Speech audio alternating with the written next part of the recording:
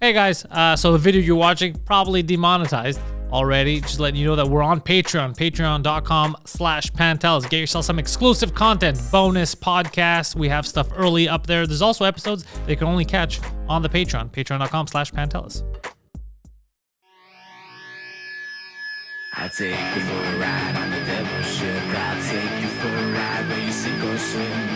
Now come with me and let this story begin. Abdul, welcome back. Thanks for having me, buddy. Back in the studio. We were talking about people listening to you and the government and regulations. I found out how to do something on my phone last night, and I just did it. Poseidon, there's a way on your phone, on your Android phone, to eliminate all of the sensors, block them. I have all my sensors off, so without my permission, like legitimately, the mic is not on. The camera, you have no access to it. They can't they can't listen to me. And this is an app that you have that? Nope, it's not an app. If you, so what is it, part of your yeah, if you go Android into the system? settings in an Android and you go into the about, you go into the build number, you tap it 5 times, it goes into developer mode. And then once it's in developer mode, go look at developer options. Okay. One of them is you could turn a toggle to add it to your settings of sensors on or off.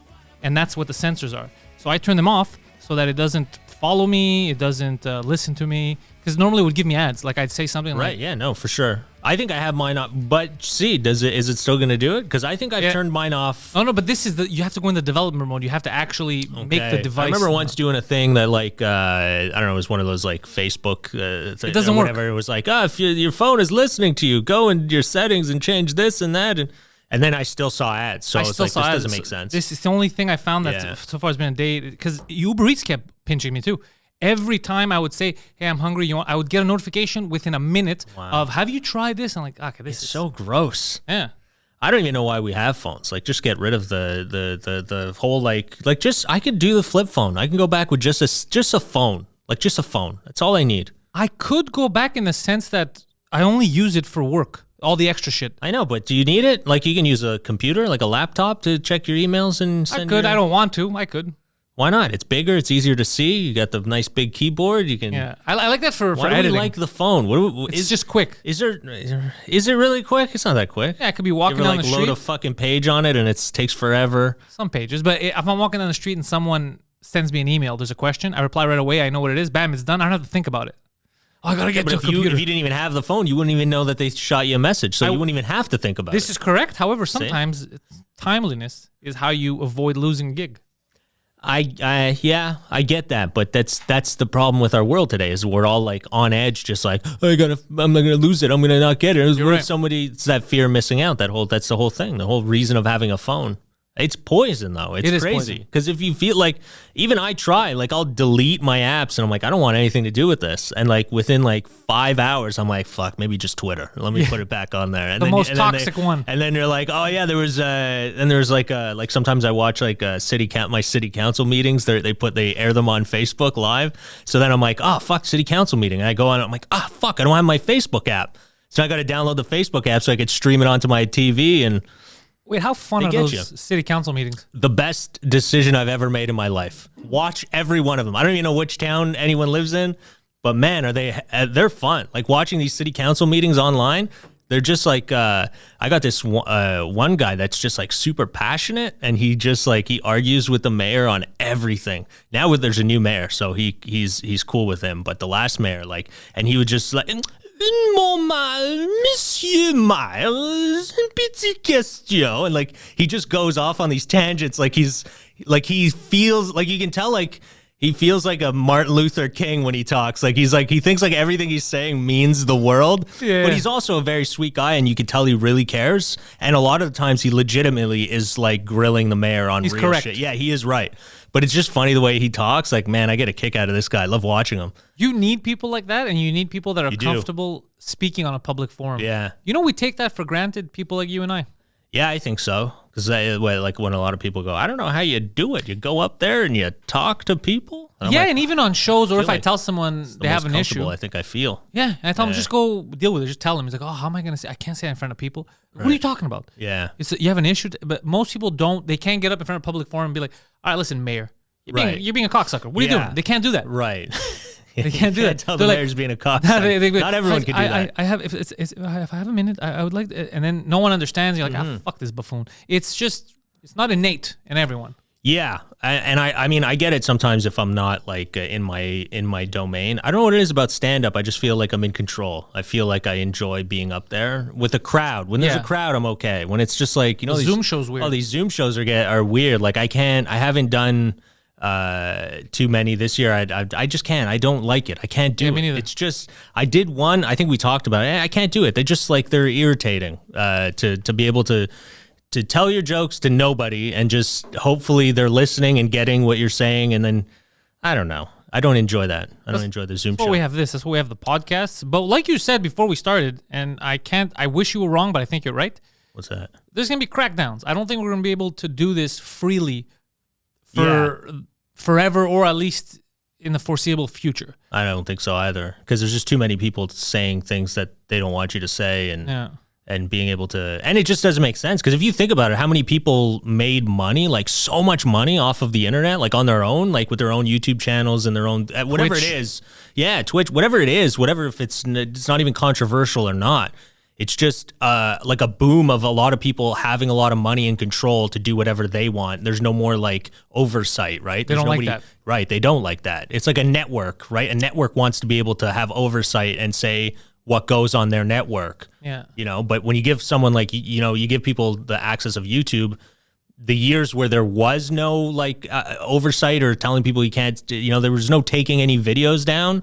That was the heyday. But now they're starting to realize, okay, we're going to have to slowly crack down and turn this into like a network like NBC or CBS. Like, we're not going to allow anything on here, I think that's where it'll eventually go. The way that they're setting up, and then also countries too. Like every country has their own rules. Like that's why I wonder if that's why they have that advertising thing. Like, like sometimes you can't catch a movie in the States or a TV show. Like you can't watch it in the States or you can't watch it in Canada. And they always play that card. They're like, well, because the advertisers bought it for the U.S. and we didn't sell advertising for Canada, so we don't show it in that, in that market. But you're like, really? Is that what it is? Or is it just that you want to keep it? You're trying to control your narrative for your country, and then you don't want the narrative to get out of whack for whatever you're portraying to your people of your country. I think it's a bit of both. There are also deals, like when they do distribution deals. There definitely is, yeah. So, no, Canada, we don't work anything out. Because you can sell ads in other countries, so you go, oh, we didn't sell them in Canada, so we'll hold off. But it seems like a lot of it, too, is to hold the narrative of, what's going on in your own country. Because anyone around the world could say whatever they want in their country. But then, it's kind of like how China or other countries control the narrative of what's coming in. They don't let. Well, that's what they want to do here. That's eventually. Well, it makes sense. That's what every. It's what every totalitarian it's what they've done throughout history. Radio, television. It's always been controlled. It's not like a free for all. You can't just get out. I mean, even in the U.S., you can get like a radio station, apply for it, and get a satellite. But you're still going to have the government that's going to regulate you. And if you say anything that you can't say, you'll get fined or. Except right now on satellite radio, I think in the U.S. you still can't find them. They don't satellite radio. Yeah, I wonder. Because they don't fall under the FCC regulations. That's the problem. It's satellite. Is that why terrestrial? They call it. Yeah. Yeah, it's not terrestrial. It's the same thing in Canada. That's why they're pushing on controlling the internet. Because obviously we don't have our own. We're on Sirius XM. We don't have like a Canadian only satellite radio, but we have the internet. Right. So now Canada, who's used to having the government be implicated in the arts, in media. Yeah. It makes them nervous. That's why Trudeau was trying to pass that bill to control what's on the internet and to try to take down online broadcasters, meaning me or anyone who's broadcasting who's doing on YouTube, is because they're not used to not being able to fully control the narrative because all the TV stations are bought. Right. They're all bought by the government. They get fucking millions or billions, depending on who we're talking about, of money from the government. Right. So they can't speak ill.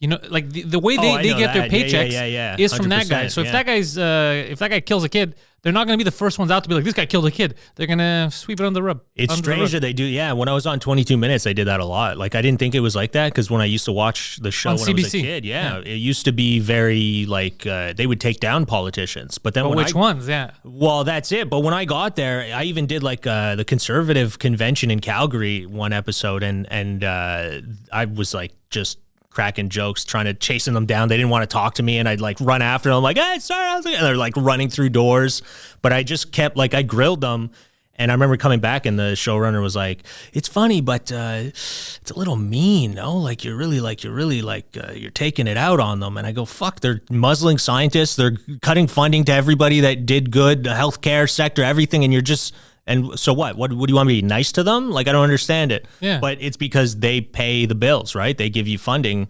You know, the government in power gives the CBC funding every year, so they don't want to really, piss them off too much. You kind of want to keep them in your back pocket, and that's why now they keep it more in the sense of like, oh, one of them's running for mayor or running for, prime minister. Let's have them on, and let's go down a snowbank together, or let's play in a ball pit, or I hate this shit. they do more fun activities as opposed to like, so I saw you cut funding to single mothers, and what was that about? And you gave it to your buddy who owned a company, and you can't do that stuff because then they'll be like, well, you're being mean. You're really, you're grilling them, and it's like, well, isn't that the fucking point? To be a political satire show and like take down people when they're doing stuff that isn't to the public standard, when that was the whole idea of. But we understood it, so that means there's a generation right now after us that doesn't get it because they've never been exposed to it. So they might not know. Because I'm fully aware that title doesn't dictate behavior. Right. Politicians are human beings. Right. They're all fallible. So I don't expect them to be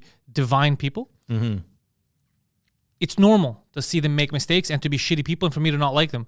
But the way they're trying to kind of filter everything out. It's like these chicks on Instagram that only use filters and you never see the real them. Right. It's kind of like that. So we see these politicians, people will believe they're benevolent leaders. Oh, right, yeah, because you don't really tell them what they're doing behind the scenes that isn't right. And then it becomes what it is now, a cult.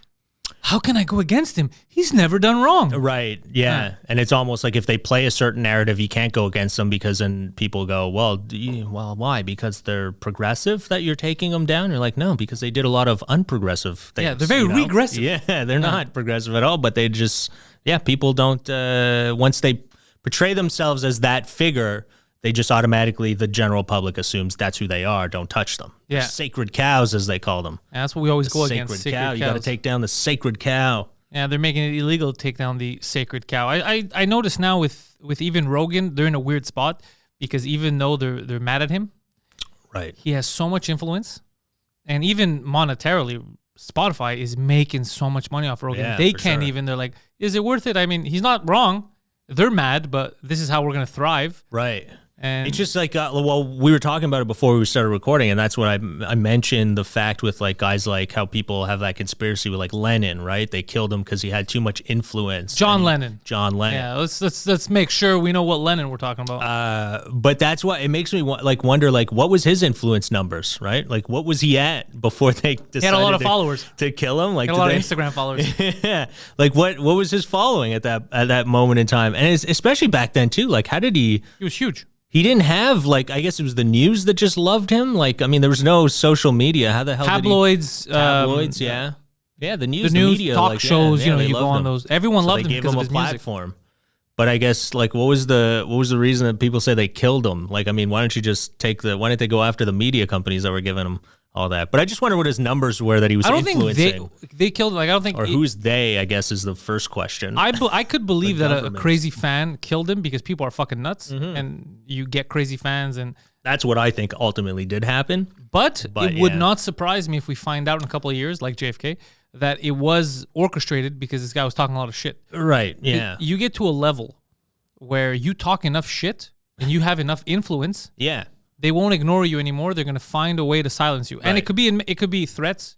It could be violence. Right. It could just be, all right, look, you're saying this and this about us. We're not saying you're wrong. However, this is what we're going to show everyone. If you keep talking, and then he sees something that they shouldn't know, or he's like, all right, I'm retiring. Because a lot of people that just go silent. You ever notice that? There's always, 100%. There's always like a reason for something that takes. I mean, that was that big thing with Cosby. That, I mean, I don't want to talk about Cosby, but that's ultimately there's a lot of people that said that too. That he was at the point of he was about to buy NBC or something, yeah. And that's when like everyone. And hey, man, you know what? Conspiracy theory. That's not to take away if he did whatever he did, but conspiracy theories, man, we used to think were like, you're crazy. And but are now coming true. They're all coming true. Like, I remember people like saying everyone in Hollywood's a pedophile, and everyone would be like, what are you, crazy, man? They're not all pedophiles. And now you're like, oh my God, they really are all pedophiles. And like I mean, I was in LA, and you see stuff, man. You see like really young girls with like really wealthy looking dudes, and you're like, holy crap, this is real, I think. And a lot comes out too. You have a lot of people that speak out about the and now it's all coming out. Yeah, people have got caught and stuff like that. So it's real. What was the other ones? There's like, there's a lot of them that ended up being real. You know, and people would call you crazy if you said anything about it. Well, at the beginning of this, there was the whole talk about the Build Back Better, the Great Reset, and every time you use those terms, they'd be like, "Stop making stuff up." It's all, and the World Economic Forum now this week was blatantly using those terms, talking about the Great Reset, talking about the redistribution of wealth. Yeah. But the redistribution of wealth isn't in the communist way that they said, right? The myth they tell people, which is to the smaller classes. It's redistributed from the middle to the elites, and they call themselves the elites. I'm not the one making. I don't consider them elites, but they call themselves elites. So then there's no more middle class. You can't own anything. Yeah, it's not. They said you won't own anything and you'll love it. You won't own anything and you have no fucking choice because the only game in town now is the main big industries. You have McDonald's, Starbucks, Walmart, all the biggest players, and all the mom and pop shops are closed. Yeah. So since you're in that rat race, you can only work for Amazon. Yeah. There's no way of you to escape your class, which means your entire life, your kid's life, you're basically a modern day slave. Yeah. You can't start a business. I mean, it seems like it's going that way just in everything. Everything's a subscription based now. Everything's like you don't even like you even see the commercials now on TV. Like it made me laugh because it's not even like, hey, you cook dinner and there's some great ideas and we can help you. It's like it's always like a distraught millennial who's like, I'm so tired. Life is so hard. Yeah. I wish I could just call somebody and poof, food's available. Yeah. And then boom, and that happens and they're like, hello, fresh. And then everyone's all happy now. It's like, is that and a lot normal? Of what you buy is poison. Well, is that normal, though, that we're advertising to our generation of like, aren't you just fucking so tired and life just has you by the balls and you're so tired? Maybe you should order from our great company. Yeah. You know, we're the great ones. We're not making you feel like a piece of shit. Why not learn how to make an omelet? Nah, that's complicated. Exactly. Right. No, order from us. We'll deliver it right to your door. It's already, you know, like, and really, like, why is that your advertising purpose? Like, if that's where we're at, I think the world's fucked, right? Yeah, it's dystopian. If we're all exhausted that we can't make a salad, you know, that you got to order like the ingredients and it comes in a box and then you just pour it all in a bowl. It's like, why couldn't you just fucking go to the grocery store and buy that shit yourself? You know? Well, for many, number one, because it's dangerous. Your neighbors are going to give you an illness. See, I'm avoiding saying certain things so we don't get taken down right away because I know how this algorithm works. But your dangers are your enemies are danger. I don't know. You have to isolate yourself. You got to be close. Come on, dude. People are carriers, bringers of death. Well, you can go to the store, but it just, I think the whole... You can go to specific stores. Some stores more dangerous than others, apparently. Yeah. Also, it's more dangerous when you're out at certain times of the day or at night. Sometimes you can be out, it's fine. You go out past these curfew hours and it's super dangerous. It's going to get you. So you start believing in nonsense. You're scared of everything. Yeah. You're tired emotionally, physically. Yeah. Of course you're going to be like, just put on my credit card. Yeah. But I don't think, like, I know what the government's doing with all these stupid rules, they're stupid, but it's because our hospitals, our healthcare system sucks. But they're the ones who didn't take care of it. Yes, you're right. But that's what they're trying to like navigate through. It's dumb that they're lying to the public because if they just said that, then people would go, okay, I get it. Everyone try not to get sick. Nobody try to end up in the hospital because the hospital systems are weak as shit. But because they're politicians and like business minded. Well, you know why they think of like how to redirect it or well, it's not that the hospital system shit, it's that the nurses are tired. You're like, no, it's because you're not paying them enough and there's not enough nurses. Yeah, you know why they're tired? Because there's 2 nurses doing the job of 10. Exactly. But you know why they can't say that? Because then it makes them look like they're doing a shit job, which they are. People will ask. They're like, wait a second. Why did you only hire 2 nurses to do 10? Wait, so you haven't put any new money into this for a decade? Yeah. Where did my money go? Because didn't you raise taxes? Didn't you say I got to pay for this? Didn't you say I got to pay for that? Where did that money go? And then they're like, So just Not- reposition it in Not the this sense yacht. that, yeah. It definitely didn't go into my plane. Yeah, reposition it that it's our problem. Yeah. Like, it's everyone else's fault. Like, you don't get sick. It's really, the nurses are tired. It's, like it's your fault that you got sick, that the nurses, it's like, no, it's your fault that you didn't fucking invest in the healthcare system earlier on to help those nurses. They were already tired. Yeah. They were tired before. You go to the hospital before COVID. It was, oh, sorry. They've been, go they've to been the hospital that's before fine. anything. They've been tired of my shit for years. I'll tell you that much. It's been like, yeah, it's always been hectic, right? Yeah. It's always been like nuts, and you see like nurses doing way more. Man, I remember when I was hospitalized in like 2012, 11, something like that, and just anyone who's been in the hospital, you go to bed like while you're in the hospital, the same nurse that was there when you go to bed is there in the morning when you wake up, and they're still working like another 5-6 hours till like lunch. You're like, don't you have a family? Like, what do you do? They work so many hours. Like, And I know they guilt them. You know that, right? So Yeah. you show up at work. Yeah. There's only one other nurse. You're supposed to be 10. Right, yeah. There's no, fuck, I quit this job and leaving. There's laws against that if you're in the healthcare system. Yeah. You can't just be like, really? You guys didn't hire anyone? Or you guys Right. didn't call one? Fuck you guys. You can't do that. Yeah. So they're like, You're Jesus stuck. Yeah, Christ. you So have then no they're just choice. running around. Yeah. And then they wonder, like, why are these bitches so mad? Well, you'd be pissed off too. Yeah, no, I get it. Yeah. Yeah, it's and again, it's 2 years they could have invested at the top. They could have It's like, been over 10 realized- years. It's been a it has long nothing to do with time. this. It's been a long time that the healthcare system has been pretty bad. But that's why they put these dumb rules, and then they go, That's why I love the internet. I saw people post a lot of news Yeah. videos from 8 years ago, 6 years ago of the flu season.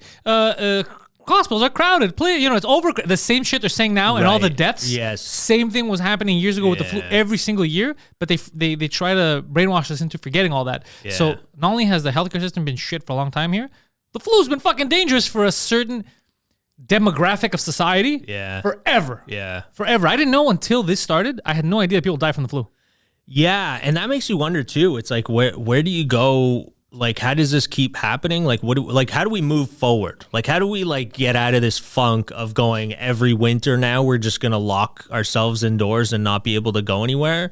Like, how do you get out of this? Is it gonna be maybe the elderly and the vulnerable have to stay in? But that's how it should be. Why would everyone? That's how it doesn't make any sense. It should have been. Yeah. When I think you're in so. danger, Yeah. we have to take care of the yeah. people in danger. Like, let's say if Exactly. Yeah. if Yeah. people threaten to assassinate you, there's a fatwa on you. Okay. Okay. They put a fatwa on Abdul because Interesting. look, it could happen. There's could. definitely a fatwa on me. So if they put a fatwa on you, Yeah. and you're in danger, and you live in Alberta. Yeah. I live here. We do our podcast together. We know each other. I'm like, yo, he's in danger. They want to kill him. He's wearing a bulletproof vest. I'm not going to start putting on a bulletproof vest because they want to kill you in Alberta. It doesn't make any sense. It's not going to help you. yeah. I'm going to stay in my house. Why? Because in Edmonton, they're trying to kill Abdul. Yeah. Like, are you fucking insane? What are you talking about? And that's what we're doing now. Mm-hmm. I'm going to stay in. Why? Because people in old folks' homes might die if they get... Are you going to an old folks' home? Yeah. Well, it sucks. It sucks that we all got kind of like cradled. Like, I'm going to put in a shut down my cage. business. I'm not going to, my kids aren't going to have any money. It's going to be hard paying their school because someone, come on, guys, Yeah. this is crazy. Well, I think that's where they got to come to it at the end. I wish I can hit a fast forward button on this. See how whole it thing. ends? Yeah, I just want to see how it ends. Like, I don't even. I for think the with a first- whimper. For the first year, I don't even think like I gave a shit about anything other than like I just want to see how this ends. Like, I honestly didn't even want to like do anything. I didn't even want to go out. I didn't want to do anything because we're like, you could die, you could get sick, and I'm like, all right, I'll just stay indoors and I'll watch TV and I'll just like wait for this to end. That's what they want, though. That's what they want. They want you to just wait for it to end. It's Stay like, when in, is it ending, man? consume, grow your debt, Yeah, it's and a lot just be of, satisfied with that. I'm telling you right now, that is not life, right? Well, a lot of people just live off debt. Just live, like literally live, like they live their life off of debt. I didn't know this, but I'm sure you should probably have like a business guy who knows like debt properly. Yeah, dude, we had talked about this. I actually had statistics once. People that buy a house just so they can like take mortgages out on their house. As a house rises in value, you just keep, so you don't even need money. You just go, well, I'll take it. All right, the house went up another 50 grand this year. I'll take that. I'll take that 50 grand, put it in my pocket. Yeah, but then You're like, what? you're always in a vicious circle. I knew a guy. Well, you die, you don't have anything, right? Which, I mean, who cares? Unless you're leaving, you want to leave it to somebody. I knew a guy who was always at zero. At zero, he was minus. But what he would do is the way the winter months would work here, he would take the same type of loan for his business at one point in the year, live off that because there was nothing Yeah. for like 6 months, make money back, pay off that loan, Right.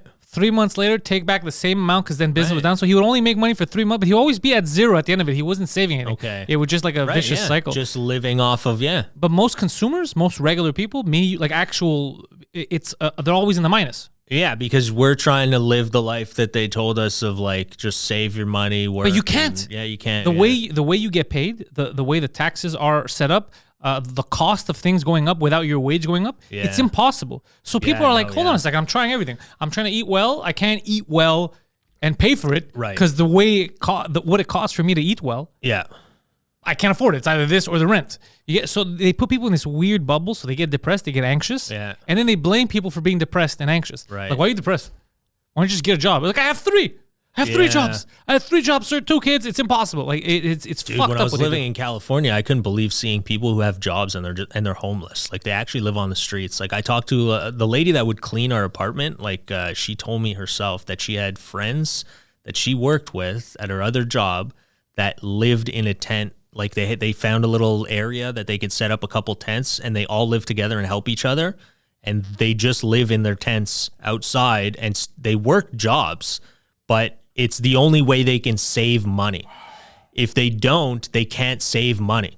So they would live in tents, and one would go to work, and they'd watch your tent while you're at work, and then they'd come back and watch your tent. You go to work, and they created this system so that they can somehow save money while living in this city. In California, it was in LA. It was. I couldn't believe, like, that's the hardest thing for me there was, like, seeing people like that, when you just see people, like, struggling so hard. And I feel it, like, you start feeling it, like, leaning on you. You're like, man, dude, I'm paying out my ass for rent. And like, I can't not get accosted when I leave the house. Like, there's still going to be, like, some guy on the street that looks crazy, or it's like, what are you paying for? After a certain point, you have to go, okay, I get the sacrificing to make it. You know, like, everyone's like, oh, you got to sacrifice, sleep on someone's couch. But sometimes you can't make it. Sometimes it's set up where you'll never make it. But that's it. It's gone. It's beyond that point. Like, LA and that lifestyle of, like, you know, struggling to make it doesn't exist, I don't think, anymore. I think it's gone so far. Like, LA used to be cheap to live. It used to be so cheap to live there. That's why artists used to go there, and they'd all sleep on each other's couches or hang out during the day and create, because it was cheap to live there and you can create. But now everyone's working 20 jobs. They're all driving Uber at night too, and then they have no, like, there's no creativity. Everyone's just driven to, like, what does Snapchat want? What's TikTok looking for? Let me try and do something, like, for TikTok. And you're like, nobody's being really creative anymore. Everyone's just following what the algorithm wants. Yeah. It just felt like a shitty society to be a part of. Like, you didn't feel creative. Felt like you were just working your ass off all the time to pay the rent, and hopefully not get mugged, and you don't want to get, like, you know, your car stolen or broken into or anything. That's your life. Like, and no matter where you live in the, like, I don't know, California, Los Angeles area, it's all the same. You go to Venice Beach, there's homeless people everywhere. You're struggling. Rent's like $3,000 for a 1-bedroom. It didn't make any sense to me, the way society is going. And that's, like, it starts usually there and it just kind of goes across the nation, right? That's how everything always happens. And seeing it there, you're like, wow, this is, and it's coming. I mean, within 3 years, I mean, look at Montreal. You're already seeing, like, homeless people on the streets. Rents are going through the roof. Nobody can afford anything anymore. It's like, it's sweeping across everywhere. I don't know how it ends. That's like the part where I just want to see how it ends. Well, there's only 2 options, either with a whimper or with a bang. So either we're getting nuked, or it's going to end with a whimper where everything just collapses. I guess. I think it has to. I mean, I don't know. I wish there was, like, a really, I mean, is there anyone in the world that's smart enough to just know this already? Like, that they've how already... it ends? No, because you don't know what decisions we're going to make. Right. All we can tell is that we could know. We're heading down the wrong path. Mm-hmm. And we're not changing it. So locking people down, stopping regular people from being able to generate wealth and live and support their family and start their own business, and blocking them and having a specific segment of society only have the power to do so, seems to not be working. And you would assume, why would you even try that? On paper, it sounds like a bad idea to give rights to some people but not to others. And yet, because the people that are making the rules are the same people that are making the money, it doesn't affect them. So like, what are you talking about? This is a great way to run things. Oh yeah, they have no idea. I mean, just look at like Francois Legault, who's like telling us like $600 for rent in Montreal or whatever. You're like, oh, in Quebec you can rent a place for $600. You're like, what are you, crazy? Maybe a car, dude. They have no. They're so out of touch. They don't know because they're all rich, so they don't know. Even like Trudeau, when he's talking, like he doesn't know what everyone else is going through. Yeah, exactly. Like, they don't care. They don't have to deal with that. They're all wealthy. So it makes you wonder, like, you're listening to them, like, tell you that they're going to help and they're going to do all these things. Meanwhile, you're like, no, you're not. You don't get it. You don't understand what everyone else is going through. Because if you would have fixed it already. It's years that it's been like, man, since we got out of high school, I remember always being like, this can't be what it is. Like, this can't be it, right? Like, everyone's working their ass off. And, like, I remember my friends were all starting to buy houses and they were all like, they were so broke. And they were just like, you couldn't even afford to go anywhere. We're like, hey, do you want to go, like, or like a new video game would come out and be like, hey, did you get the new game? And they were like, I can't, man, fucking mortgage or whatever. And they're working like 2 jobs and trying to, get everything going. And you're like, how does this end? Like, this doesn't make sense. There's a bubble, right? It's going to burst at some point, but it's never burst yet. Like, since we got into this game, it hasn't burst. And they've been telling us, like, since back then, like, 2000, whatever, they were telling you that the bubble's going to burst. There's no way the housing is going to stay the same. It's going to come down. It never did. It only gone up. Because they keep adjusting the rules, right? To make it easier for people to buy houses. Yeah. So they won't stop. And now it almost feels like everybody who bought a house at the pandemic, like when the pandemic hit, it doesn't even feel like it's, I guess, like a lot of regular people bought houses, but it feels like a lot of it's investments. Like really rich people had a ton of cash, or they just took money out because they have the ability to borrow and they just bought real estate. Yeah. And it just raised the price and now nobody could afford anything. How does it end? Does it crash and everything goes down? Because if you think about it, look at like everyone who retired and they had like budgets, right? They're like, well, I'm going to retire now. I'm 65. All I need is like $2,000 a month to live. My house is paid and everything. Now the price of everything is skyrocketed. You can't live off that same amount of money. And now let's say you had 200 grand in your savings. Well, because of inflation, that's 100 grand now. Yeah, it's not worth what it was. So could you make it? And you're only 65. Now you got to go another, like 20 years. 20 years, with what you have left in your savings. Like, nobody thought that, they tell you save your money so that when you retire, you have some, but nobody tells you that the value of all your money when you get there could be worthless. Yeah. So you're like, well, what the fuck, man? Like, and then it's their fault because they didn't invest in JPEGs of apes. Exactly. They didn't know the NFT technology. Yeah. They didn't understand it. Bitcoin, people were telling them, they go, I don't understand computers. Yeah. And now you got $3 left in your account. And these are people that work their ass off so that everyone in society could have, because it's all an ecosystem, right? So all the people that work before us to make this possible, we're screwing them over and we're laughing about it by selling pictures of vaping apes. I mean, what is it? How does it end? Like, even your government pension, is now worth less. It made sense at the time when they were like, oh, well, you're going to get whatever, $1,000 or something, like, for you're like, oh, I'll budget it in there and I could figure it out. And now you're like, what is that, like $200? That fucking doesn't help me, man. Yeah. Like, I need more than that, man. What am I going to buy, a carrot? I need some fuck. Like, it doesn't make sense. I just don't know how that's what I mean. Like, how is it going to end? Like, there's got to come to a point, like, either the people who retired, their money has to somehow, they have to get more money for retirement funds, or, like, how does it end? They're all going to just lose everything because their money that they saved is worthless now. Yeah. So it's a scary, like, future in a sense if shit doesn't, like, kind of correct itself. But how can it correct itself? I don't understand. Because the two options that people got to bring down the inflation. So money is the same value as it was before. We can't bring down, no, I want to bring down the inflation, but we can't because the people that are in charge right now just keep printing money and throwing this fake currency at the problem, which isn't helping. So it's all the decisions that are being made so far go counter to the end goal that we're looking for. Right. What's that? The end goal that we're looking for is nobody owns anything? Stability. Right. The end goal that we're looking for is stability, right? So people do own stuff. They have the buying power. Right. Yeah. The middle class gets stronger. Comfort. That's what everybody always wanted in the modern world. Everything that the governments are doing are bringing down the middle class. Yeah.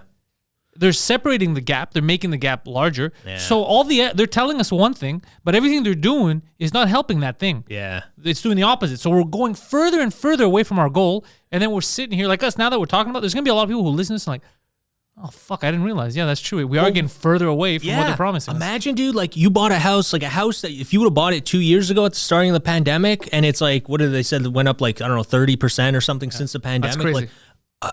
Okay, so what? Do I buy a house now? Like, I know it went up 30%, so do I just jump in and go, all right, I got to take it now? Or is it going to burst and everyone going to lose everything?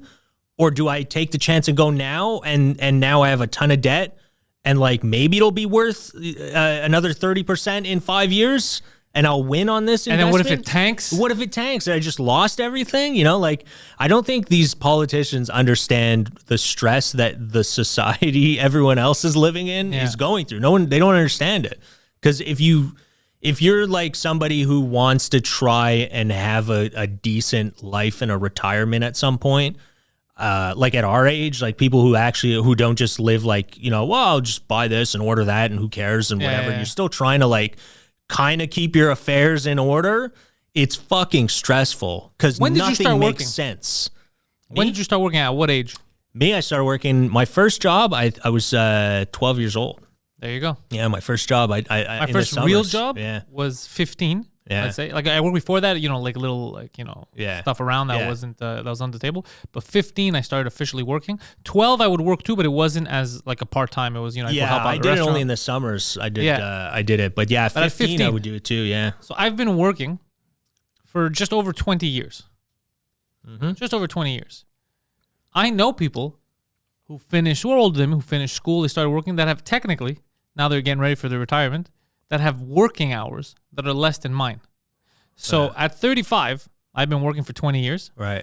Let's say, what you're saying, let's say I work another, 20, 30 years? Yeah.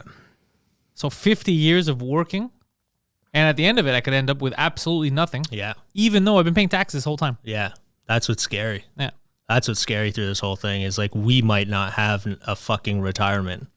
Well, 99% of people won't.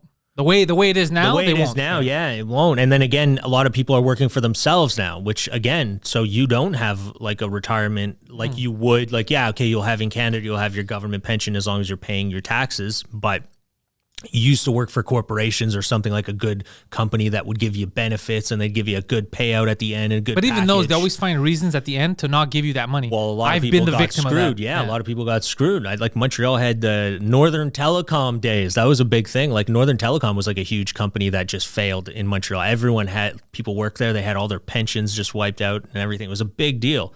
But that happened. So you know, now everyone's working for themselves, so you don't think, unless you're saving it yourself, which most people don't. Most people just go, I got to just pay, and that's it. Most people can't. That's their thing. They don't have enough to save. Yeah. So it does. I don't know how it makes sense. Like, where does it go? Like, how does this all end for us? You know, I was at the body shop the other day for the car, and the guy goes, there was like a guy at the counter, and the girl behind the counter, she's young, and she's like, he's like, oh, it's holidays. You got the week off. And she goes, no, I've been here since the whole thing. Like, in case there's an accident, I got to be here and watch. He goes, oh, you don't get holidays? And he was like an older guy, like maybe 70-something. He's like, you don't get holidays?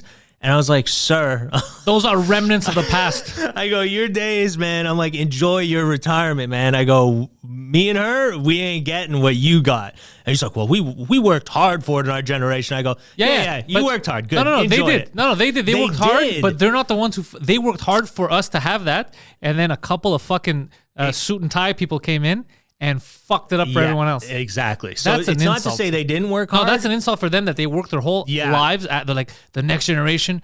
They're going to have it amazing. Yeah. And then a couple people came in, fucked everything up. And you know what's crazy about the way the media works? They turn it around and they try to put the guilt and like the reason on the boomers. They go, they're the ones who did everything. Yeah. And they go, these guys, they're the ones who fucked it up for you. Yeah. No, they didn't. Yeah. No, they didn't. Because you guys don't cook your own food. You order it on the thing. Well, aren't you watching the commercial? Look at the lady. She's exhausted. She has like 5 jobs. She can't do her own groceries. Like, well, that's why you're spending too much. We're like, yeah, but we have no choice. Yeah. A carrot costs $97. Yeah, you got to fucking pay for your greens and your vegetables now. They cost a fortune. Everyone's going bankrupt. It's just a crazy way of like, I don't know how it ends. It doesn't end. Is that the almanac thing from Back to the Future? It is, yeah. Sorry to get.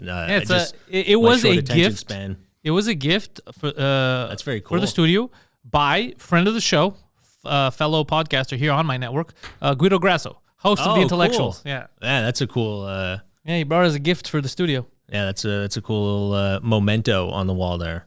Yeah, I like this. It's personal. I made it feel homey. Yeah, definitely. Well, you need that. You need to I don't want it feel to be corporate. comfortable, right? Yeah, you don't want it to be. As long as I'm here and the government hasn't shut me down, I'm gonna be comfortable until they shut me down. Then I gotta go underground. Yeah, then you're gonna need their grant money to survive.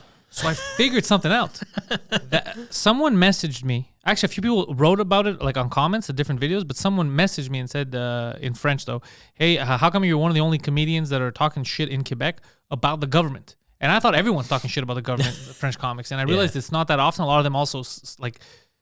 So the bigger ones aren't talking a lot of shit. Okay. Or some of them aren't talking shit at all, like the bigger ones. And I was like, huh, yeah, they have influence. Why aren't they talking shit? And then after speaking to someone who's in the know for a while, goes, they can't talk shit because a lot of the bigger ones, the way they survive is not like you directly off the fans. They like you, they pay Patreon, they come to your shows. No, a grants. lot of them, it's grants. Fucking right. So they didn't build the infrastructure you built Yeah. to be dependent just on the people that like them. Yeah. They're dependent on the government. So if they talk shit and the government goes, yeah, really? Okay. Your grant this year for that project is denied. Yeah. They're fucked. Yeah. And I was like, oh, shit. I didn't think about that. Yeah. I didn't know that. I didn't even know that I had that available to me. I would have taken some of these grants. But yeah, so that's what happened.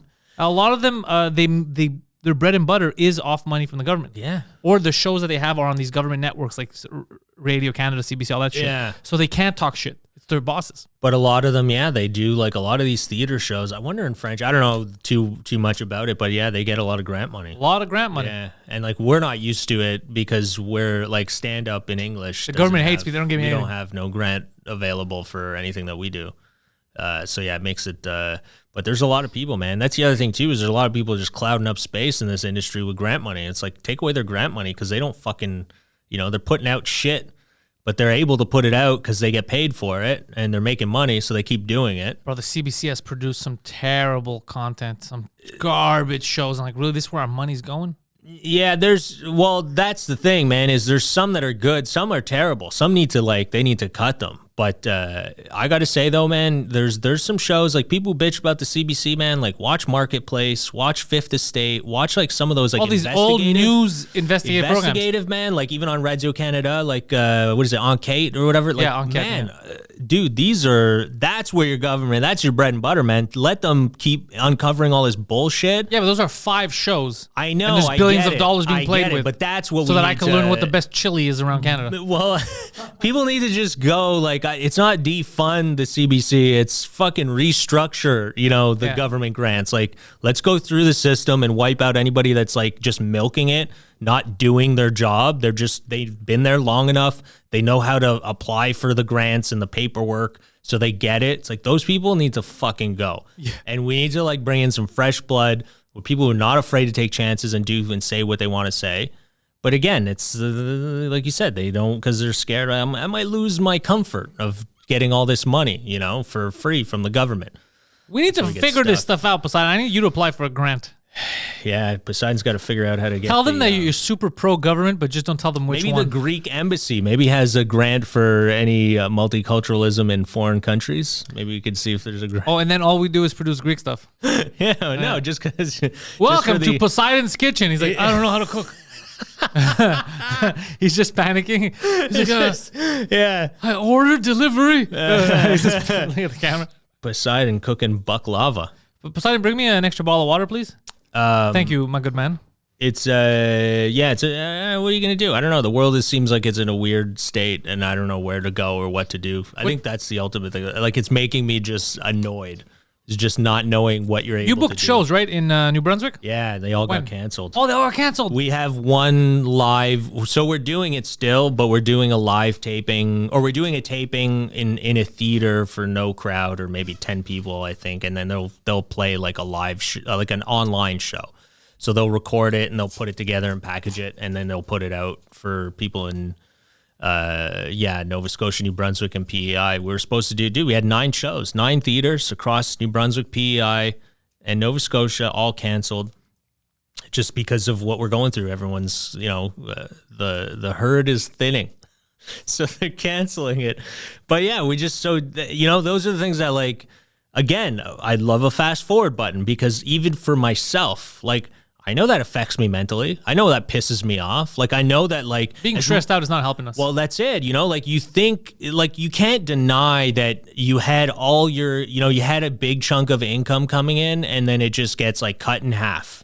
And you're like, oh, yeah, well, don't worry.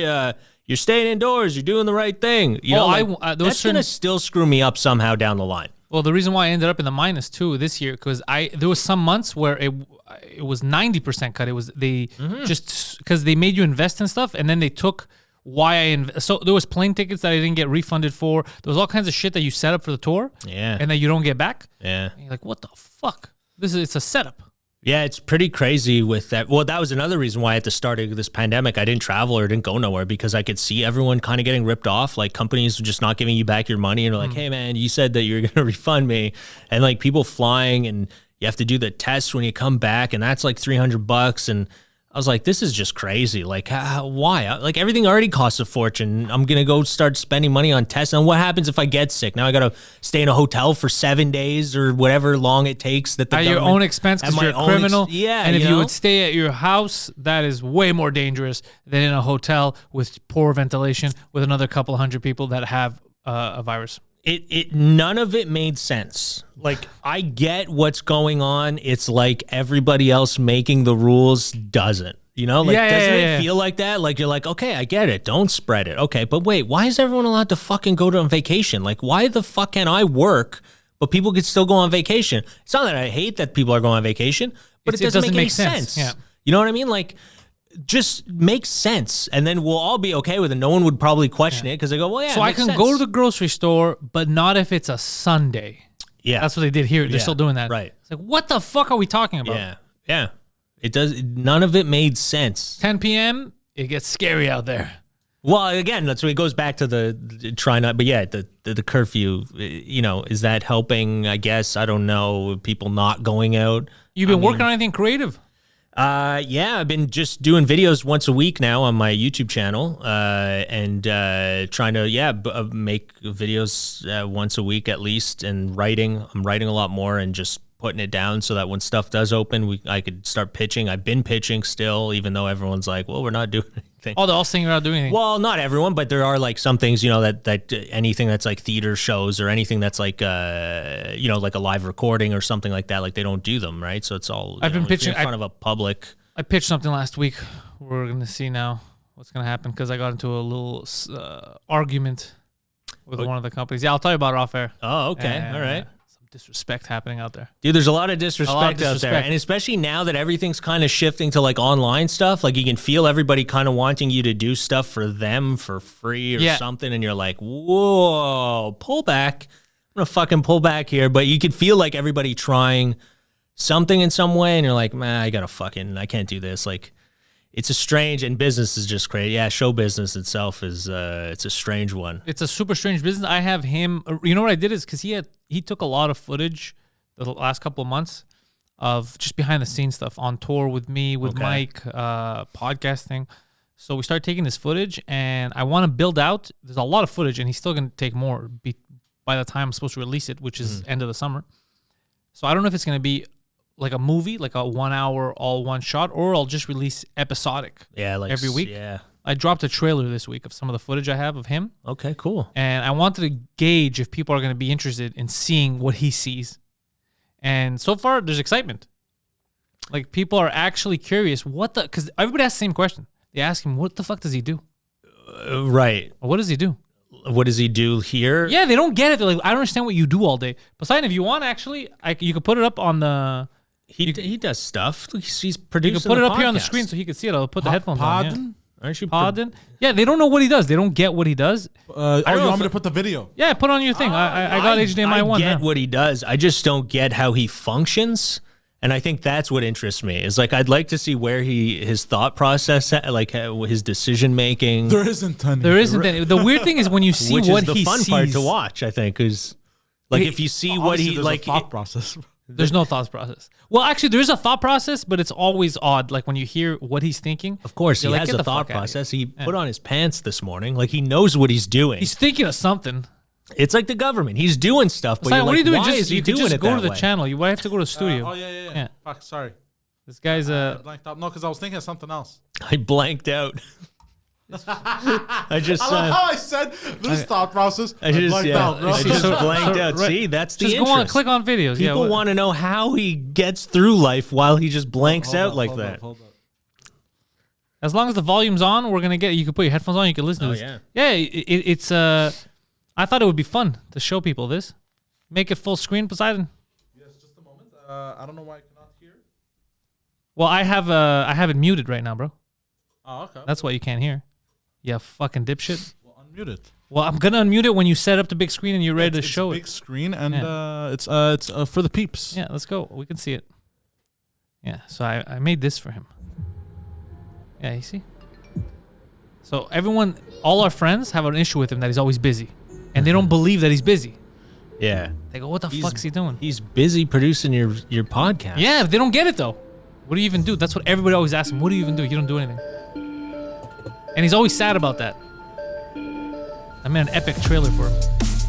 I am sad. He's the hardest working guy in this whole fucking He's the studio. hardest working man in show business. Yeah. Look at him. He's controlling the things. He's playing piano with black guys. He's driving.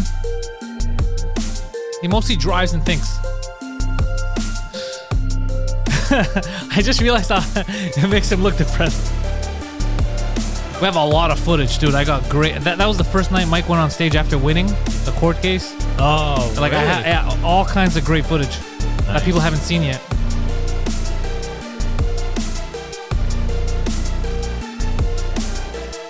That was him on stage. I brought him on stage one night. He gets to experience a lot of shit.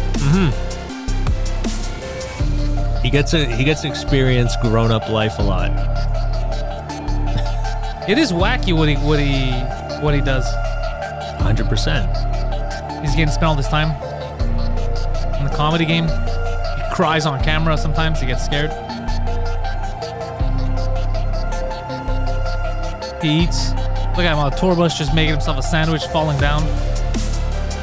Well, he's got the best of the worlds because he doesn't have to like really deal with the showbiz stuff. Yeah, that's the thing. Yeah. But he gets to experience the fun parts of it, like the touring and the eating and the staying at hotels that have, like getting little perks. He gets to experience all that. And he's always confused about a lot of stuff that you'd think he'd get. Such as? It doesn't matter, because this isn't about you. This is Abdul's episode. No, I'd like to know. What do you get? He gets confused about a lot of stuff, like what is in his job description, what isn't, why are there specific rules, what aren't. Like I remember during the tour with... what he's not allowed to do or say? What are He you has yelling rules? at, Poseidon? That's your fault. How's that my fault? That's your fault, bro. Oh, you have a job? Do it. Why is that my bro, fault? people will watch the truth, bro. People will watch this summer, bro. Yeah, they're going to watch this summer. What are they going to find out this summer? That I'm retarded. The work abuse that you go through, it's all like behind the scenes. You guys should release like a small one where it's just you guys throwing things at him. Fucking asshole! Just whip a clipboard at him. Just like abuse. Just the abuse clip. There was no abuse, but there were situations where we were kind of shocked at Poseidon because he wouldn't. He was supposed to like plan certain stuff, make reservations, and he didn't. Yeah, but he was having trouble because he didn't know what he was supposed to do because half the shit we told him wasn't even real. Right. So he didn't know where to put his energy. He was like, am I supposed to do that or am I not supposed to do that? So he would always be panicking. Right. We'd go to a restaurant, we're like, yeah, these guys are expecting us. He's like, all right, yeah, let's go eat. And then we're like, well, you made the reservation, right? And he's like, what? I go, you're the tour manager, you're supposed to make the reservation. He's like, I didn't know that. Nobody told me. I was like, you're in an email thread. He's like, oh, he's just freaking out. There's a lot of good times, yeah. You're supposed to make reservations at the small town restaurant, Milen's Diner, in this tiny buttfuck town that you guys were in. He's probably like, what do you mean? I was supposed to make reservations. It's a cost crut. They don't take reservations. We'd show up and there's 3 people in there. We're like, what if it's packed? Yeah. There's a lot of people that want their cost crut.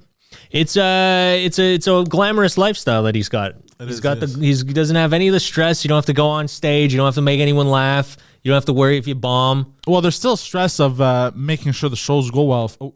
Yeah, okay. Because sometimes there's problems. Yeah, for these guys. No, I thought I just screwed up there. No, I thought I pressed the wrong button. But right, exactly. Yeah. Everything's on fire. All there was hell breaks loose. Remember the audio issues? I remember in I think Setil, we had audio issues where the mic kept cutting while I was on stage. So is that his problem? Is he the sound tech? It's my problem. It's his problem. But it wasn't my fault. Right. Yes, yes, but exactly. there's a sound tech, or are you the sound tech? He's also he's our sound tech, but he's supposed to work with their sound tech as well. Yeah. Right. So when they fuck up, it just looks bad on him because our direct link is him. That's why you get the clipboard thrown at you, buddy. But I'm the one holding the clip. I'm the one who knocks. I throw hot soup at him. The craziest thing we did was we all threw hot soup at him and it burnt him. And we're like, what the fuck's up with this soup? And he's like, I don't even manage the restaurant.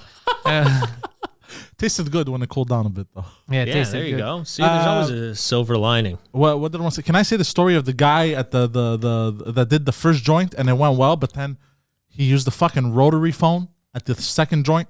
Oh, yeah. What happened there? So there was one guy. You don't have to say where it was, but There was one guy. He did the. I think it was our before last show that he.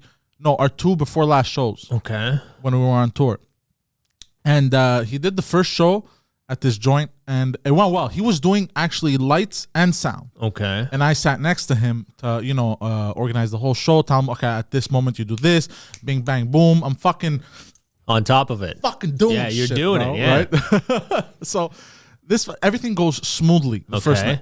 Second night, this guy has to do the sound for the second show we're at, but now we have somebody for the lights. Okay. So I have him on The cans. headphones. Yeah. The second time. and he's waiting to get a message from the headphones because everything's linked. Right. Yeah. But the guy's not calling him, not telling. Like, there's a miscommunication. He's like, why isn't this guy using the headphones? Okay. I keep calling him. This guy never answers. I'm like, what the fuck? I tell him, hold on. You're going to play this sound at this moment. He plays it too early. And then people get all confused. I was like, what the fuck is going on? He'll like, I'm telling a joke and it, bam, like crazy sound effects. I'm like, what the fuck is this guy doing? Yeah. So it turned out he refused to use headphones and be in the modern era. He had a rotary phone and he wanted to call people on the rotary phone to tell them, dude, you're not a telemarketer. You're a sound tech. You need to know instinctually, directly what's happening backstage. What do we need to do? So I'd be like, dude, are you fucking joking? What are you doing? He's like, it's not me. I told him not to play. I'm giving him cues. He's not listening. So he was panicking, and then it kept happening. It happened with Preach. So, we look at him because he's the guy in charge. Yeah. He's the guy who's supposed to take care of it. The problem is when one of his subordinates or people he works with fucks up, it looks bad on him. Yeah. He's like me. It looks bad on me if he fucks up, if he puts the wrong thing on screen or if he says something, it looks bad on me. In this scenario, the same thing happens to him when he's on tour. Because for us, he's our guy. He's the guy that we see that's supposed to take care of this. Right. So it looks bad. Yeah. I guess. I don't know. Is there a look bad anymore? Like, I don't even give a shit when stuff goes down wrong now. I go, who cares? The world's all crumbling. Who gives a fuck? Yeah, well, we're not. It looks I bad. mean, he's not fired. He's right there. It's just, it looks bad, like, because you confuse the audience. So when there's like 1,000 people and they're all in the zone on something, and then they're like, wait, what the fuck's that noise? What's that? You lose them. You make the show feel weird. Yeah. Yeah, I definitely, well, it's a big difference. Like, you guys probably have it a little more tight. You find that you guys, well, because English shows, there's no real cues. Here, no, there's no, I mean, I still don't want, I'm very simple. I want to go on with a mic. I don't have anything extra. I find like there still needs to be something. It's a show, right? There should be music playing before the show. There should be some regular things that happen. On mine, I even have a different intro song than I do when I go out with Mike. Okay. Like when I'm with Mike, it's Mike's show. I have my intro song with Mike, Neon Nights, Black Sabbath. Like I structure it differently, and I'm more there to hype people up and be like, "Are you ready to hear?" Like I'll toy with like some edgier stuff that normally on my show it'll take me long to get to. Yeah. Because I want to build up to it and I have a different narrative. Yeah. But when it's on Mike's show, it's like, okay, I need them to be mentally prepared for some crazy ass shit. I have my own agenda when I'm with Mike's show. So I treat it like you said, like a show. There's theatrics. Right. There's a reason why I'm saying this and I'm not saying that, and so I'm playing with it. And then when it's on my show, it's a different type of theatrics. We're at a campfire with Pantelis. Right. I'm going to sit down. I'm going to take a bit longer to tell my jokes. I'm going to ask you.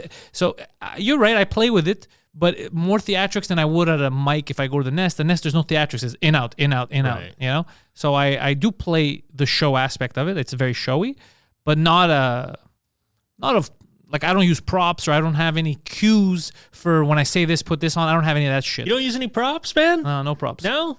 Rubber chicken? Something? Nothing. Nothing at all? Nothing. I don't care for that. It's not for me. No? Yeah, but I do play it differently in French and in English. Like I do little things that I find work better.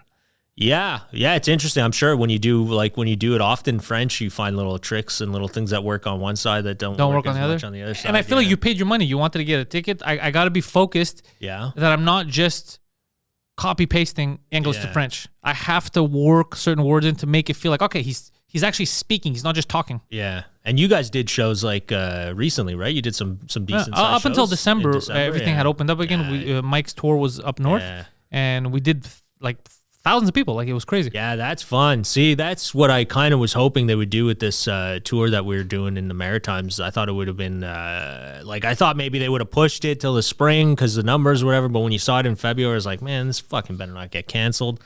And then sure enough, it gets canceled. That's pretty what much changed up. Mike texted me, dudes, just now, and I was laughing because he tweeted. So if you didn't know, Mike last year he was working with a guy because they were complaining in the city that a lot of homeless people are dying of cold. Yeah. And we were like, okay, so why don't you take them in? Why don't you? Some don't want to go to shelters. Some there's no shelters for them. The vaccine. There's all kinds of all kinds of shit going on. There's mental health. Yeah. There's shanty towns being built. So Mike said, can't we build like little homes for them or something? I remember. Yeah, wasn't he? Yeah, he said the government here first said, yeah, go ahead and do it. Then they backed out. They didn't want to help him. So Mike paid for it himself. He's like, fuck it. I found a guy. He built. Now everything's built. They're ready. We could go and actually drop them off in these shanty towns. So they have little like dens. So they're good until -30, just so they don't die. There's nothing special in them. Yeah. It's like a little room. It's like a little cell. Yeah. But it's so that they don't die of the cold. The government is giving them the silent treatment now. He's like, well, what are you going to do with these? Where should I put them? They're giving the silent treatment. So he put on Facebook. He's like, fuck it. He tags Valerie Plante. He goes, Valerie Plante, these houses are ready. I can drop them. I could drop them all off this week. Yeah. Tell me when. Let's work together so that more people don't have to be taken out by the cold. Yeah. And he sends me a tweet now. Nuvo, the production company, tweeted about what he said. Okay. But the way they made it sounds like Mike is a terrorist with a threat. He said, Valerie Plante. Where do you want me to bring these houses? Valerie Plante, contact me so we can figure out a solution so no more people have to die. Bro, it's the funniest fucking thing. He just sent it. We're laughing now in text. That's hilarious. While you guys are talking about the backstage, he sent it and I was like, oh my God. That's hilarious. Said, contact me right now so that no one else has to die. It's the greatest thing. He's Dr. Evil. That's hilarious. I will personally go out on the street and kill them myself if you don't respond within 24 hours. The next I will snap will be on your conscience. It should just be Mike holding a knife in a picture and be like, answer me now. It's so fucking Just a homeless guy behind him with a distraught look like he's about to get stabbed by Mike Ward. I got to find an aggressive photo of Mike and I'm going to do the Photoshop. I'm going to put the tweet, but I'm going to put that photo of him like all angry. Yeah. Stop this guy. Yeah. Stop this guy before he does something crazy. That poor Mike, man. The stuff the stuff he gets into, like, I don't know how he stays sane. I don't know I don't get it. Like, he does so much and like he literally tries so hard and does so much for so many people. And then he gets fucked over a lot of times. And you're like, man, dude, this guy, like, you just keep. And he's like, oh, I don't care. And it's almost like it drives him even more to do more. When they fuck him over. When he gets fucked over, he's like, I'm going to figure out how to be even nicer. Yeah, he's even this. They're like, don't spend your money on these fucking houses. He's like, why not? Because they're homeless. He's like, yeah. That's why I want to spend the money, because they're homeless, you fucking dickhead. He goes, I have the money. I'd rather spend it on them. So, and then when he tries, and then they want to look good. So like, yay, Mike's doing this. We're going to help him set it up once it's done. So he pays for everything. Ready. He's going to distribute it, dude. Leave him out there. Me, him, and Poseidon are probably going to be the ones on a truck going to drop him off. Like, it's 100% he's doing it himself. Yeah. And still, they're like, nah, fuck these homeless guys. We don't need that shit. I'll go help drop off some shanties. But they don't. That'll be fun. They don't trust the homeless. Well, because you know what you're going to do if you do that is like... What they say is they go, oh, now you're going to give people excuses not to go to the shelter. They're just going to use it for sex and drugs. And it's like, yeah, man. That's sex crazy. and drugs, yes, of course. Yes, of course. But no, I mean, I don't know. I don't know what the best solution is on that. I think it's just affordable housing would be the best. Yeah, keep dreaming, dickhead. I know, yeah, exactly. Well, that's it. So Mike made them tiny houses. He's like, the best he could do. Downgrade it. They can't afford it's just crazy. Like the fact that I have a whole bit about there's no windows in there. It's basically we can't afford anything. That we're building smaller and smaller places. Just it fucking drives me crazy. I spoke about this. That's because VR is the future. Hey man, I get it now. That's the thing. I told you about this a I while ago. totally get it. I get it 100%. People are like, this whole metaverse, how's it going to work? It's like, yeah, well, because nobody's going to go out and you're going to have a shit life. So you may as well have a cool internet life. I mean, it already exists. Yeah. You know, you have like Call of Duty, you buy your own little things or, you know, whatever. The video metaverse games. exists. It's what they're saying. Or like, I already have an avatar online or whatever game you play. Or Right. Even your Facebook, that's basically an avatar. That's not you. That's you posting whatever you want to post. Yeah, and it's a world you're in, Yeah. right? It is. If you really like break it down, you look at it, it's a world you're in. Because like right now, I'm not on Facebook. I don't know what's going on. But Yeah. I'll log in and I'll know what's happening on Facebook. And you could interact. And you can interact and you can go to things like, especially like the thing with like concerts and that. Like people are like, well, why would you go to? It's like we're all doing Zoom shows. That's what it is. Imagine you go to like an arena in this virtual world and like they're playing. There's a comedian. Well, didn't Metallica do a show or something in the metaverse? I heard one of them did some band did like a show in a and it makes sense. It could work. I don't want to be a part of it, but I could see it. I'm going to say working. something people might not like. It might be controversial. Well, I don't know if you can do anything, if you could top it. I think concerts are overrated. Mm-hmm. Now, I love music. Oh, man. You know this about me? I love music. I've been to quite a few concerts in my life. Every time I'd go to a concert, I would appreciate concerts a little less, and I would refuse to stand up. So the first concerts I went to, it was, floor seat. I remember in high school going to watch Metallica. Okay. At the Bell Center and being right there, being in the mosh pit, being on the same thing with Gigantor, Megadeth, all that stuff. Black Sabbath would come to town. I wanted seats. I was a bit older. I was like, I want seats, bro. I'm going to sit there and enjoy the show. Right. I'd sit down. People in front of me would be getting up and yelling. I go, hold on a second. If you want to get up and yell, dickhead, go get seats down there. Stand up. I bought this. I don't need you. So wait, you bought seats to Metallica or to Black Sabbath? I want to sit down and wanted enjoy. To sit down. Why am I going to get up and flail my arms? Am I a retarded person? Well, the whole purpose is you enjoy the music and you Hold on want a to jump second. up and dance. No, you could enjoy it. No, that is absurd. You listen to it like an orchestra. Like an orchestra. You want to hear all the notes because you want to take it in. You could sing. You could You be have to sit back when you enjoy it. You could sit. No, but you could sing, but you don't overdo it. Like Right. You're not gonna when you're driving and you're enjoying a song. You could sing to it. You could rock out like this, but you're not gonna be like. Start flinging your no, it's unenjoyable because then you can't even hear the song. Yeah. So you have all these morons around you That's hilarious. who are doing that. And I'm like, what the fuck is this? Like if I was at a comedy show and I was doing my jokes and I had someone doing my jokes with me and yelling, Right. I'd be like, shut the fuck up. You let them enjoy the professional. All right. Same thing Right. when I'm watching Black Sabbath. I want to. That's hilarious. This is absurd. So this is all happening, and I'm like, I don't want to come back again. I don't want to do another concert. And every time a concert would come, I'd get not further seating, but like try to get more isolated seating. Okay. You try to avoid the crowd. Try to avoid the crowd. Okay. And then now when I'm thinking about it, I'm never going to go to another rock concert or any concert unless I have some kind of ins to get a booth or some shit or to meet them backstage. Because now that I have access to, sometimes you get to go backstage and do that, then I could enjoy the concert better. Yeah. You're like a Phantom of the Opera type of guy. Yeah, like you want to be up in a balcony.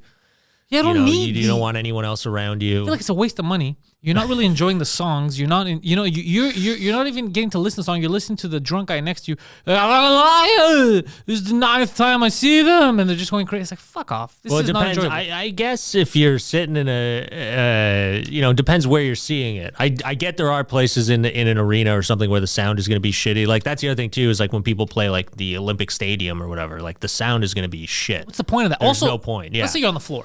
Yeah. And they're moshing or whatever. Yeah. You're trying to enjoy a song and someone punches you in the head. How is that something you paid for? Yeah. Well, it's the experience. It's the experience. Well, mosh pits I never understood because it doesn't make sense to me that you go get hammered and beat up. I love this song so much. I want that guy to possibly kick me in the dick. Right, exactly. Yeah, it's a stupid concept. I never. Well, you're not understood supposed to kick people, but mosh there's pit always an itself. idiot that overdoes it. Well, you fall on the ground and then someone steps on your dick. What do you do there? Or on your neck. And then you're done. I guess the neck is probably better than your dick.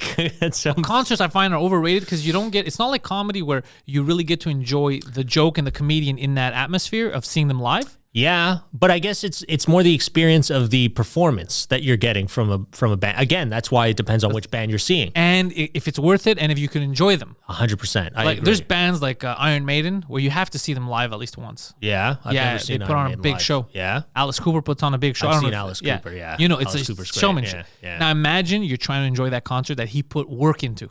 There's a story. But there's someone here spitting on you like, dude, I fucking love you, man. How is it good? You're like, shut the fuck up. Because if you were in your home and you were listening to it, you'd be able to enjoy the music without having this guy. But usually puke on you. some bands, the music is the part that drives you to like, I just want to have a good time. Yeah. You know, you want to get hammered and party. You like to sit back and just soak it in. I want to soak it in. Yeah, you I want to wanna hear the enjoy it. chords. You Yes. want to hear the drummer at the I'm an right aristocrat. notes. Yeah. You know what? I agree with him. Oh, shit. Wow. You know why, bro? Hold on. We watch movies. Yeah. There's a ton of people that sit down in movie theaters and shit, but if you get up and fucking start fucking... You get angry. You get pissed off. Yeah. Why can't we all, like, civilize? This is why we can't have nice things, bro. Well, there are like you can People go yell, see the put your opera- dick back in your pants. Like, this is not the porno theater. What if I don't want to watch an obese lady fucking yell her lungs out on Right. stage? Well, I did see Styx, like Dennis DeYoung does the music of Styx with an orchestra, and it's fucking cool. Like if you do, there are some bands that have done that. Like they'll do a show with an orchestra. I do, yeah, okay. And even at that, I still kind of want to party, but you're in a seat and it's comfortable and everyone's sitting down too, and you're taking it in. I remember I'm the not first saying time was be- weird. Enjoy it. Be like, yeah, this is fucking great, right? Yeah, Enjoy I can it. see what you're saying I in just- some form. Yeah. Some form, but then again, it depends on who you're seeing. Like sometimes you just want to party, right? Isn't that the whole point? You go see a show, you want to. But in a party? concert, in a big concert venue, not even like a small bar, you can't really party anyway. Like Bell Center, you're literally, if you get up Yeah, and it's you more of a slip, sit you're down. gonna kill yourself and someone else. It's more of a sit-down venue, I It's a guess. sit-down venue. It's a sit-down venue. You're seeing somebody at the Bell Center, Yeah, it's not the same as a nice bar underground. right? and Yeah, where people are just throwing beer all over you, and big concerts like that, I'm telling you, overrated for what you're paying and what you get. Overrated. I don't know. You ever see Motley Crue? I saw them. At I the never Bell seen them Center. live. That was something else. That was fun. I'm sure it was. I saw But, Kiss what at the was Bell it- Center. what- Kiss, they put on a show though, right? They put on a show. Was it worth Not the a price of huge- admission?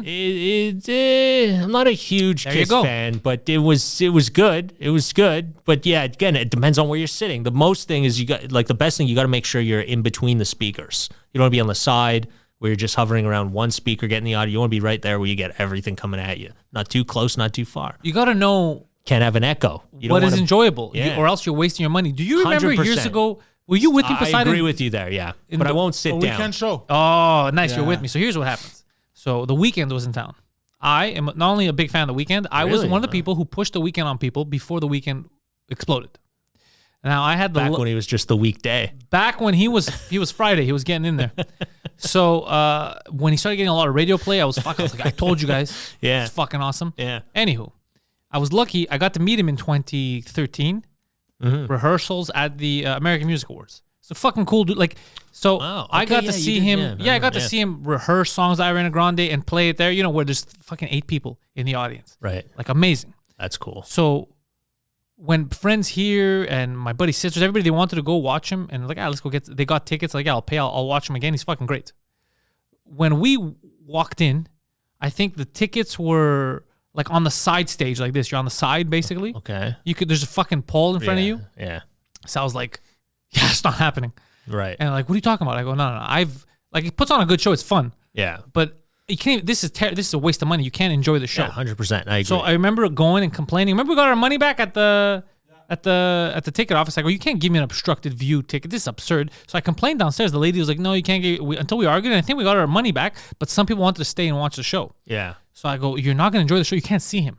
At the end of the show, we went to pick up my buddy's sisters, all that, and they were like, did you guys enjoy it? Like, yeah. How'd you see him? Oh well, because they were videotaping it. Basically, he's there. But because they can't see him, they would turn their head, and the whole time they were just looking at the Watching the screen. jumbotron. Yeah, I know, I don't What get the that. fuck's the point of being there? It is so stupid. But they did it because of this whole concert thing. You know, concerts are big. Right, You got to yeah. enjoy them. They're not all enjoyable. Concerts are Yeah. overrated. Yeah. I knew even. I go. This is a guy I've seen live with 8 people. Yeah. Why the fuck would I spend money to be there with 20,000 people and I can't see him? I just see people. Yeah, I don't get why people do that too. That's something I don't enjoy. Like if you're so far that you're just watching them on a screen anyways, what's the purpose? Your view's of all of that? obstructed. Yeah.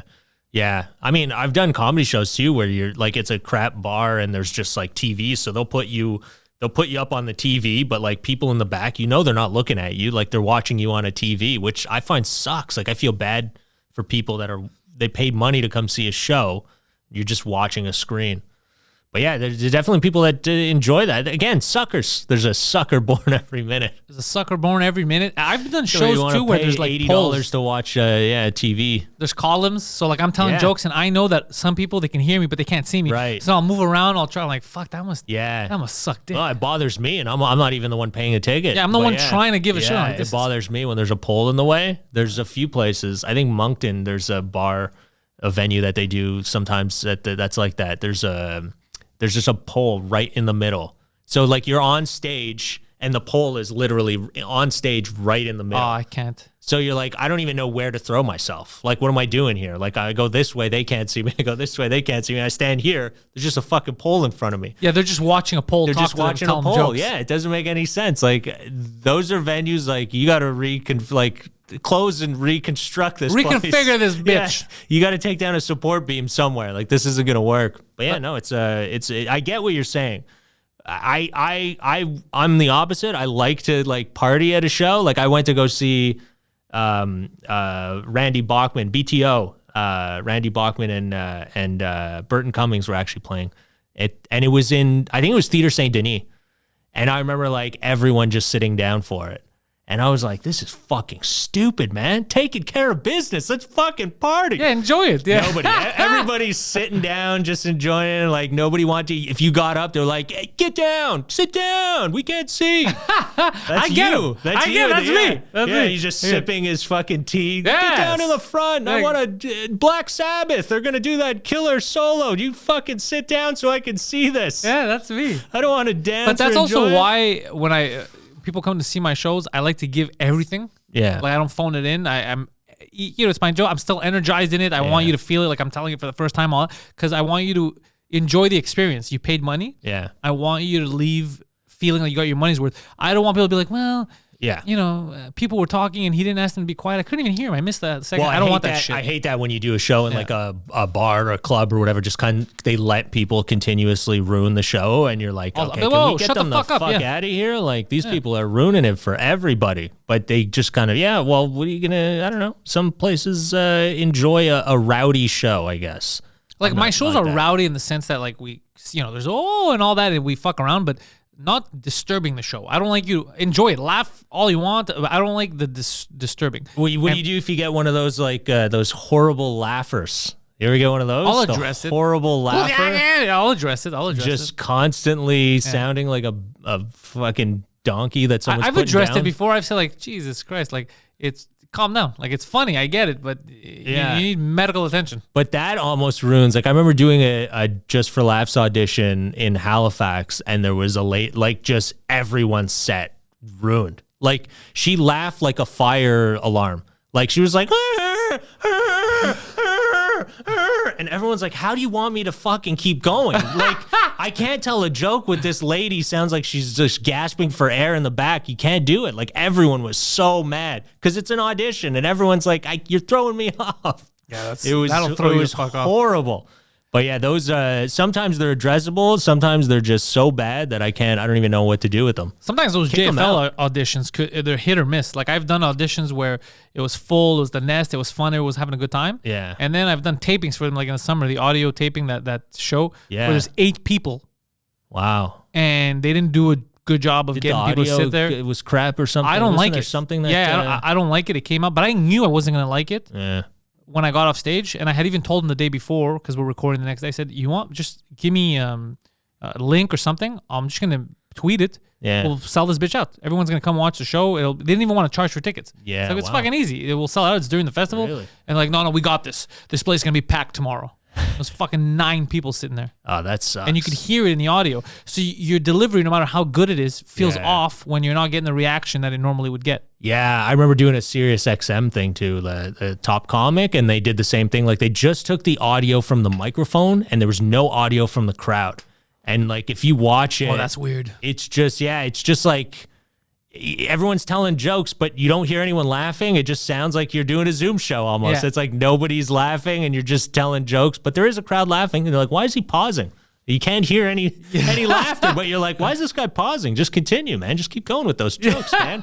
Snappy. Didn't anyone tell this guy about timing? He doesn't know anything about timing. Yeah, that's what it seems. When nobody understands it, like there was laughter, they just forgot to put it in there for you. That's all. Yes, sometimes you get surprised that these big companies, they drop the ball on simple things. That I don't know what happened because I don't know if it was a recording. I don't know if they dropped the ball or if they just didn't plan to or whatever. But that's what I'm saying. The people they get, you need it. Yeah, they don't think about the logistics of, no, you need the audience. yeah, So, same thing with podcasts. I've been speaking a lot to like the big companies, the big festivals. They're always asking about podcasting. They Yeah. want to do work. They want me to help them start their own. And they always do the dumbest things. And then when I address it, like, no, because it'll work. I go, no, you're saying you think it'll work. I've been doing this for now 12 years. yeah. I know audio-wise what works and what doesn't. Yeah. And no matter who you could get a Dave Chappelle. If you put Dave Chappelle in some laundry room full of echo with a shitty microphone, No one's really gonna want. no one listen wants to it. watch that. Yeah. You know, and they Yeah. don't. I don't know. They don't listen. It takes them a while to learn. Yeah, well, it's because when you do it enough to know how things work. And these people, some of them, like, it's just like their job. They get thrown a task and they're like, all right, you got to record a podcast now. So they're trying to figure it out. They don't even know. Yeah. Like, you know, I've done, it's like with me doing streeters, like I've done so many streeters on my own.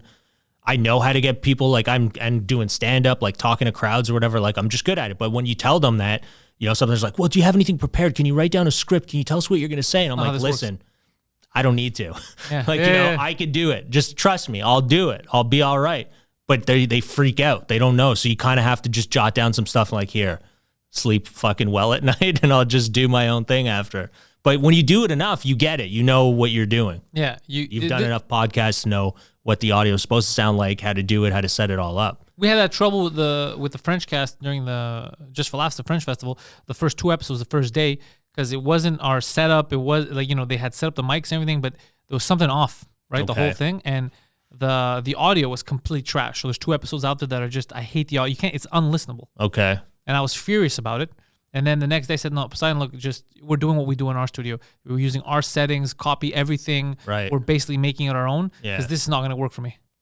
Yeah, well, that's the thing is it gets to a certain point where you got to trust yourself more than the people that hire you sometimes. Yeah. And you have to like put your foot down. Now I get it. Like I know when people like early on, I used to be like people, you know, you hear stories of professional comedians or actors or whatever, and you're like, oh, they're a diva or, Yeah. oh, they wanted it some certain way. But once you get like you've done enough and you get to a certain level, you go, it's probably not that they're a diva. Like some of them, yes, definitely. There are divas out there, but a lot just know what they want. They know what they want and they've seen it enough. They've seen enough fuck ups and they're like, listen, this is how we're doing it or I'm not doing it at all. And I feel like I'm at that age now where like I could like you feel it. You know when you know something and you've seen it fail so many times that you're like, you want to fail, you do it on your own. I'm not taking part in this. Yeah.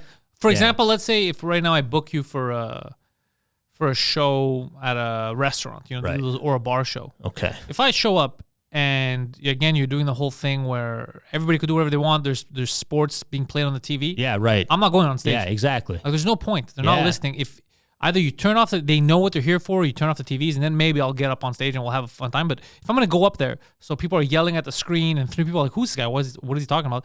That's behind me. Yeah. I did that years ago when I was starting out. I'm not gonna go I know how that story ends. Yeah. I could go up there and just do this, and I'll get the same fucking reaction. So there's no point. What do you want me there? Yeah. They're not No, paying attention. I've heard of like not just comedians, but entertainers just like, yeah, I've heard of some of them just walk away. Yeah. Like I get it now. Show up, see how unorganized it is, and they go, well, I'm here. I was supposed to do it. You didn't set it up the way it's supposed to be. See you later. And they just walk out. They don't care whether or not they did the show or not. They're getting paid. Yeah. They showed up. It just wasn't set up the way that they were supposed to set up. So they just walk away. I couldn't do it. I would If it's but it's different. The way I structure just my haven't stuff got now, there yet, but I I'm sure, control yeah. everything. Yeah. So right now I book the venues. Yeah. We go through Poseidon, hard ass. No, for real. So Yeah. I have him. He understands everything now because he's doing also Mike's tour, and Mike's tour is way bigger. Right. It's thousands of people. Yeah. It's not a couple hundred. You know. So it's way easier. Yeah. To do our stuff. He goes in there. He's like, yeah, I just got to make sure people have their tickets. It's fucking easy. Kick people out if they're being rowdy or whatever the fuck. So we have our structure. And since I book the venues, I'm never going to book a venue that tells me, yeah, we gotta show the greatest hits of fucking baseball this week while you're on there. I'm like, get the fuck out of here. No. When I'm at the bar, if I book this bar, if I book this theater, it's just me. Yeah. You turn that shit off. So I don't worry about that anymore. And I don't put myself in that situation. A lot of people just say yes. It's a shitty situation. Yeah. They don't call it out. They do the show. The show sucks. People who have seen them before, people who are seeing them for the first time, kind of get a bad memory of the show. They're like, I didn't really like that. And then their reputation shit. Yeah.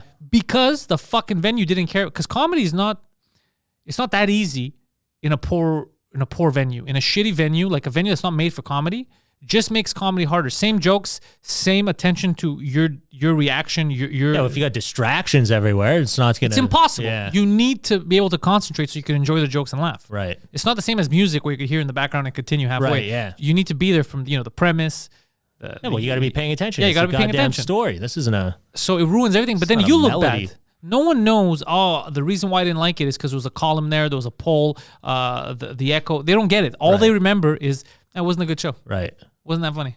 Yeah, that's the other thing too, is when people, I never understood when people like don't want to, or like they don't want to do a show with, some people like to do shows with bad comedians. Yeah. Some people like doing that, or they'll have someone open that's like not funny. That's the worst thing you could do.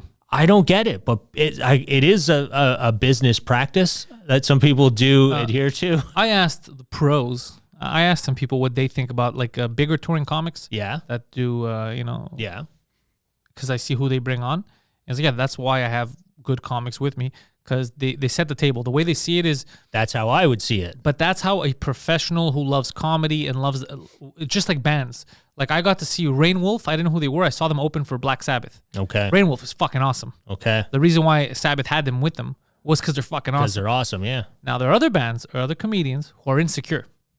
So instead of having a comic that either, because you have two choices. You can either put a comic that you know is awesome, but people don't really know him, so you want them to have a good show because they're setting the table. Or maybe someone who's not there yet, but they're getting better and you want to give them an opportunity. Right. I've done both. I have friends of mine who are just, I want them because they're my friends and they're good, they're going to laugh. And other people who I'm like, if I give them enough opportunity, they're going to be fucking awesome. Right. So I try my best to balance that out. But I've never purposely put people that are bad because it'll ruin the show. But there's people who put other comics on that they know aren't good because they feel, well, after that, anything I do is going to look amazing. Yeah. But that's not good, because what they fail to realize is that people remember the feeling they had in the show. And if they feel like the show, it's kind of low budget, it seemed like open micers and all that, that's all they're going to take from it. Yeah. And then you're always going to have that image. Yeah. You're going to have the image of these people aren't fucking good. Imagine doing a show with killer comics and everybody destroys. All they remember is, dude, I went to a show. You would not believe what the fuck happened. So many funny comics. Yeah, so many funny Pantelis. comics. Bro, it was crazy. That's all they remember. Or you do the opposite, and then it's like, I went to comedy once. It was okay. Yeah. Yeah, the last guy did well. You know? Yeah, that's all you remember. Yeah. That's all you remember. It doesn't make any sense. I don't get it. I don't understand that business side, like the way people do that. I don't get it. I never understood it. Never understood why you would have like a shitty... And that's a funny thing, because when you're starting out, you're always like looking at other people and you're like, how the fuck did they get that? I want to fucking get that. How'd you get that? I used to get shocked. So you'd see like some people get shit and you're like, what the fuck? They're not even funny. Like I've been on shit. They're not funny at all. Yeah. Until like someone tells you like, oh yeah, that's a thing. Some comics like to book a shit comic so that it does that. Some comics do that, but other ones are smart and they'll book a good comic and you have a great show and everybody loves it. Yeah. And it's fun. Like what Mike's doing now. Like if you look at Mike's French show. Yeah. Like you go to a show and you get like noir, so like it'll be me and Preach and Mike. So, it's a good show. Yeah, it's like, fuck, man. Like it doesn't stop. Yeah. By the time they see Mike, they're already into the zone. They're laughing. Right. Then they have him just fucking take him to the moon. Well, they're happy that he's out there now because they just had a great show and they're like, fucking great show. And Mike's still coming out. This is amazing. Yeah, the worst thing you could do is they're like, fuck, bring Mike out. Yeah, exactly. I got to get home. And then kids. the first 10 minutes of his show is going to be frustrating. They're going to be like, okay, those fucking people, they ruined it for me. But it's the opposite. They're like, fuck, they're getting what Mike does is basically a concert. They're getting a concert. Like, what? He's here? Yeah. Holy, and they're high this and that. And it's just all, you leave and you're like, God damn, I can't believe I only paid X amount for that fucking ticket. This is crazy. Yeah. Well, that's how it should be done. Yeah, that's how it should be done. That's how I see it too. I want it when I, like, little surprises, you know? And I started doing it even when they booked me in St. Leonard. I did it with him. This guy's not a comic. But I brought him on stage for one of the jokes because I talk about him in LA. Remember the hooker story? Yeah. I said, you know what? I never thought about this. Imagine if I bring this motherfucker. I just asked him. So I said, would you be cool if I bring you on stage tonight? He's like, what do you mean? And I go, just come on. I'll ask you questions. Just answer. You know your story. You were there. Yeah. I'm going to ask you why you did this, why you did that, and just reply, just so people can hear it from the horse's mouth. And he's like, I think. So then while I was on stage, I started telling the joke, and I go, do you guys think it would be weird if I brought him on stage and we just ask him? Do you guys want that? And then they started clapping, like, yeah, bring Poseidon. I was like, all right, let's try it. Yeah. And he walked out on stage. I sat him on the stool. I would ask him questions and he would answer. And it worked. Yeah. Because coming from him, it made it funnier. Of course. Yeah. If anything he says is like, what the hell did you do that for? Yeah. Why did you do this? Like, well, I thought it was a free upgrade. So all that stuff, it makes it funnier. Right. Yeah. And then it's kind of like a prop. I used him. And then he bounced after the joke. And it was like something extra. It's like, holy shit, this is weird. I didn't expect that. Now, you did that in French? I did it in English. Okay. I've done it once. Okay. Only once because everything shut down. But I was planning for him to be part of the shows. I was planning for English and French when I get to that story to bring him out. Yeah. So he can address it. And then, so that's my plan with him. And I have other little surprises that I want to throw in. But I like the idea of, oh, fuck, it feels grand. It feels like we're getting something extra. Yeah, you're adding something to the show. I think comedians have. That's what I like about French comedies because I feel like they think out of the box a lot more of like the structure of what stand up should be and has to be, and it's not always bad to break the structure. Yeah. But in English, it's like everyone's like, there's the sanctity of stand up. You cannot destroy the way it is. But the goal is to be funny, to make people laugh. I know, that's the thing. But like even like with these Zoom shows, like sometimes I'm like, hey, wouldn't it be cool if we did like an actual we made something that was for Zoom, like or video, you know, and then we add it into the show, so it kind of breaks up just a person in a room talking to a camera, makes it like an element of like more human, right? Yeah. But people are always like, well, no, we're doing a stand-up show. We're just doing a Zoom thing, and that's it. Just tell the jokes in here.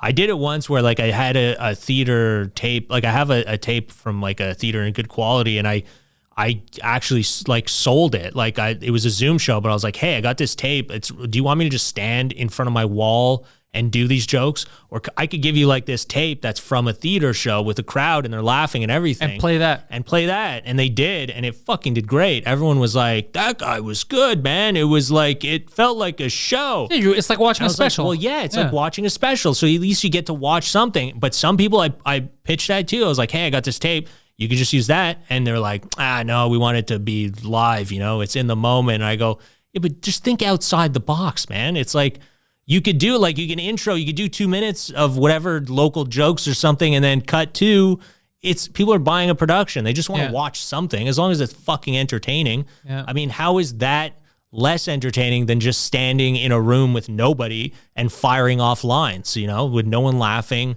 no crowd interaction, no feeling of anything. It's more awkward than anything. It's awkward. That's the thing. But I think we're so like finding our way in this new world and like mending Zoom shows and stand-up. Everyone's still trying to hold on to the sanctity of live stand-up while doing it in front of a, you know, camera on a computer. Like, but the sanctity's gone. It's gone already. As soon as you so let's just rebuild something else because it fucking sucks. You know, like the Zoom show. Well, I'm not even trying to upgrade Zoom shows. I don't think they should be a thing. I want this over. I want to go back to regular live. 100%. So I'm not pushing my time investment in that. I agree with you 100%. But again, it's like, well, it's already been 2 years. So you kind of have to like go, well, maybe just try something in those 2 years. Hopefully it ends and we go back to the live. But if not, let's try something new. The Bitcoin of stand-up. Let's try something new, guys. Let's figure this out. Are your shows that were in New Brunswick? It was New Brunswick, right? Yeah. Are they canceled or postponed? So they're canceled. It's gonna be an online show. So you could, I think I'll have it up on my website, abdulbutt.com. You can check out where the tickets are, and then I think there's 3 dates. So they're still gonna do them like live shows, but for each province. I think they're gonna do one day it'll be New Brunswick, one day it'll be PI, the next day it'll be Nova Scotia. And there'll be like some local things that we'll kind of do for each one because you're buying a ticket from whichever market you're in. But I think anyone could buy them wherever you are in the country. And where are you going to do it? I'm actually flying to New Brunswick for it in Moncton. We're going to do it in Moncton at a So theater. all of them are going to be done from that location. Yeah, we're going to shoot them all. Yeah, it's me, Ali Hassan, and Tim Nutt. Tim Nutt, I don't know, but I know Ali. Yeah, I've never met Tim Nutt, and Candy Palmater was supposed to be on the shows with us. I don't know who that is either. She passed away I think on Christmas Day. From what? I think she was not really super healthy, but she didn't have anything that anyone thought she was going to pass away from. But she just died unexpectedly. I don't even know. I have no idea. A heart attack? I don't know. She died, man. It was pretty crazy. Holy I was shit. looking forward to meeting her. I've never met her. I worked with, she had a TV show called The Candy Show. And I'm pretty sure I used to work with a road producer on 22 Minutes, Corey Gibson, amazing dude, very talented. He used to be the floor director for her as well for her show. And I remember him like always, oh, she's great. You'd love her. I got to introduce you to her one day. I was totally looking forward to meeting her, man. So just that, like she just died like 3 weeks before we were all supposed to meet up. And everything about this new world is fucked up, right? Like everything people just dropping changes. dead. Yeah, it's just like, okay, we went from like literally a month before. I was like, oh man, great, good shows. We're going to have theater shows. We're going to meet someone new. And then, oh yeah, she's dead and the shows are all canceled. And you're like, what the fuck? Within 3 weeks, all of this just came down? It's crazy that we're living.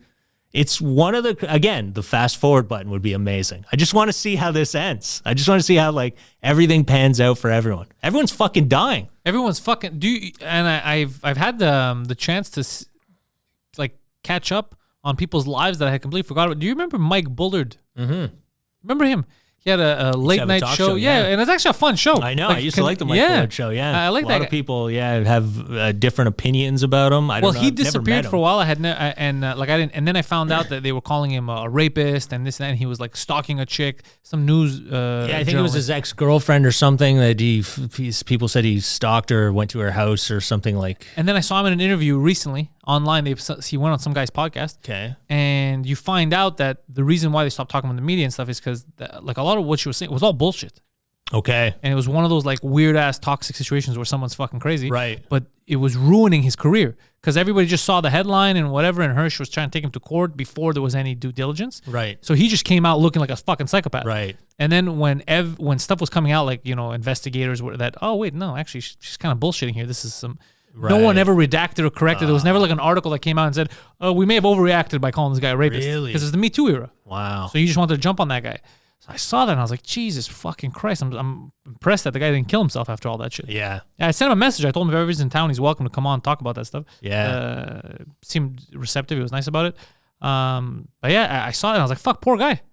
Yeah, he was really. I used to watch that show all the time when I was young. remember. I used to love it. Yeah. Yeah, because it was cool. It was like Canada had a talk show. This is cool. Like And he we had never wrestlers that. on. He was fucking. He'd make Yeah. fun of himself. He'd fuck around. Yeah. Yeah, I actually it's funny you said it. I just watched a clip like recently of him interviewing Red Green. Remember Red Green? I remember Red Green. Yeah, that was. I feel like the older I get, the more I keep turning into Red Green now. Like, it's just like the other day I started watching old episodes, man, of the Red Green Show. It's fucking fun. Where'd you watch it on YouTube? They're all on YouTube. Yeah, it's actually really fun to just like.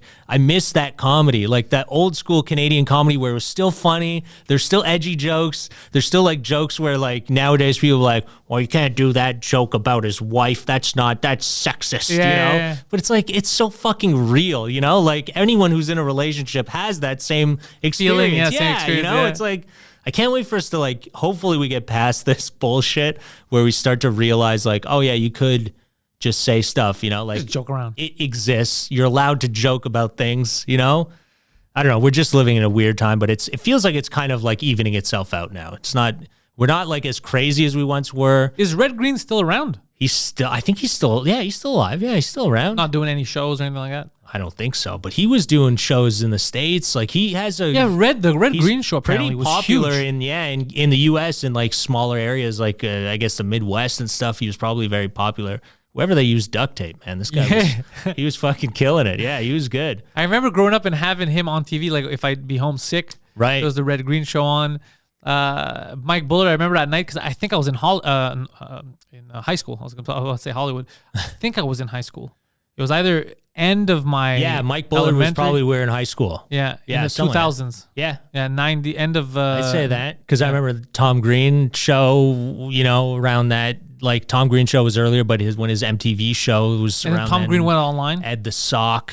Ed the Sock, I remember. Ed the Sock was good too. Yeah, there was some pretty cool. Like Canada had some fun, cool shit. Like there was good comedy. It sucks that we're kind of like. It's not that there's no good comedy. It's just that they're trying to fit this narrative all the time. Here's one I thought for you. You probably drag, man. Like drag. Have you seen any of these drag shows lately? These drag Drag Race Canada. There's so many. I know that they're around, but I don't watch that shit. There's it's not for so many drag shows. Yeah, it's not for me. But it's like I don't care. I don't know people. Like, do you know that many people in drag? I don't know that many. On the French side, many shows. On the French side, there's a lot of drag. So on the French side, I'm exposed to a lot of drag queens. There's a lot of drag queens on the French side. Yeah, on the French side, there's a lot of drag queens. So it's part of like my artistic community. I know it's there. But the drag shows I don't watch, not because they're drag queens, but because I don't watch any of that stuff. The only reality show that hit my radar is because my wife was watching and I could hear it, and then I got invested, was the 90 Day Fiance stuff. And I was making fun of them.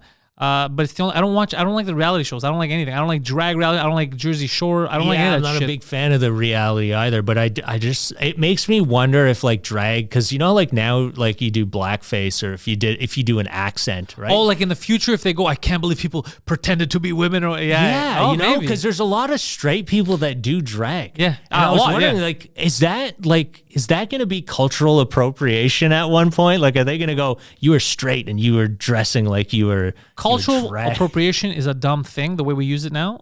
It's all like so dumb. It's also dumb. If we apply the same rules, drag, especially from straight, is 100% cultural appropriation. Yeah. You're appropriating the culture of women. You're 100%. But I don't think that we should apply it because I think it's completely dumb across the board. Yeah. I don't think you talking or eating souvlaki is appropriating my culture. It's completely insane. But I wonder if that's like, it would be hilarious if all these like super progressive people who like did drag. That's what's going to happen. They're all going to eat each other. Trying to take everyone else down, and then they all start losing their jobs because that's what happens. That's the natural cycle of this. Dude, it's cultural. If we wanted to be dicks, then me and all other Greeks would be like, yeah, you guys have to find another form of government.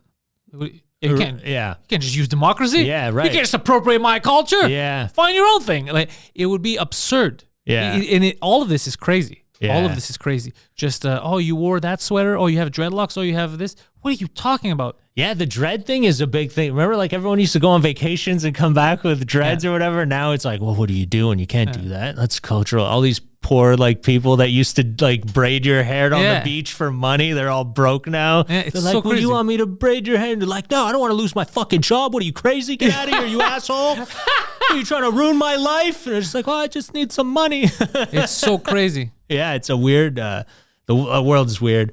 I did want to say people are dying. It's pretty crazy. I don't know what the fuck's going on. All these people that are just dropping dead, comedians. Yeah, there's Bob a lot Saget, of fucking, Louis Anderson yesterday. Well, just even in Canada, like all the fucking, Norm Macdonald, fucking Andrew Albert. Andrew Albert I was very surprised. I was fucking shocked, man. I couldn't believe it. I thought it was fake at first. Yeah, I couldn't believe it either. I saw someone post, I think it was Mike Patterson was the first person I saw post it, and I just opened Facebook. I was like, no, this isn't, no. Yeah, you think it's fake? No, it's impossible. Yeah, I had just seen him not even that long ago, like within months of that. So it was very weird. And then Matt Billen. I don't know if you ever meet Matt Billen? No. Man, he was a great guy, man. Very, he unfortunately killed himself, which. I know who you're talking about. I never met him. I only know because of the story. Yeah, Matt Billen, man. Yeah, very super nice guy. You didn't meet him in LA at the Comedy Store? I don't think so. He was a door guy at the Comedy Store when you guys were there. Oh, I may have met him, but I didn't. I think I think we spoke to him, but I didn't. Oh, okay. Fuck, now I feel like an asshole. Oh, he was like, I mean, when I got to LA, the thing is LA sucks, right? Everyone's a fucking asshole at first, or everyone's trying to make it so they all, like, they're not friendly. Yeah. He was a fucking nice guy, like super nice,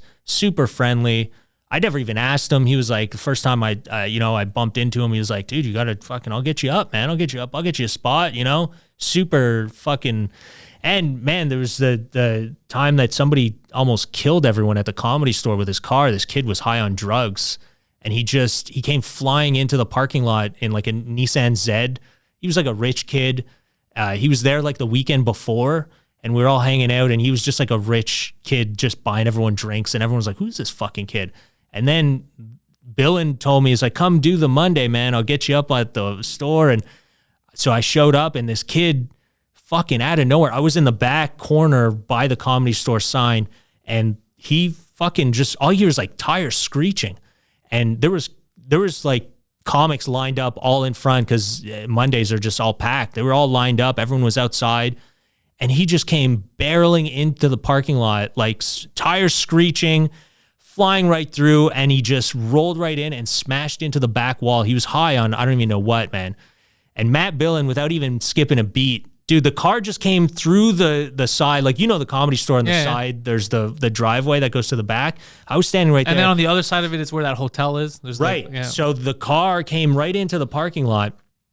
With it, before the car even hit, like the car just hit the wall, and Billin comes flying, like bolting after the car. And like, I couldn't believe my eyes, like what I'm seeing, because like things like this in LA happen. It just happens in like a flash of a second. You're like, holy crap.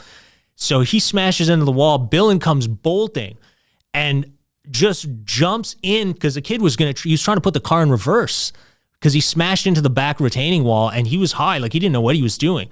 Billin jumped in, grabbed him, and pulled the kid right out of the car and was like, you fucking almost killed people. He dragged him out of the car, and nobody credits that, but he probably saved lives. Because if that guy had reversed, if he were reversed, he would have smashed into tons of people, and he would, who knows what he would have done and damage he would have done. You know, like at the Comedy Store, he could have destroyed the whole place with a car.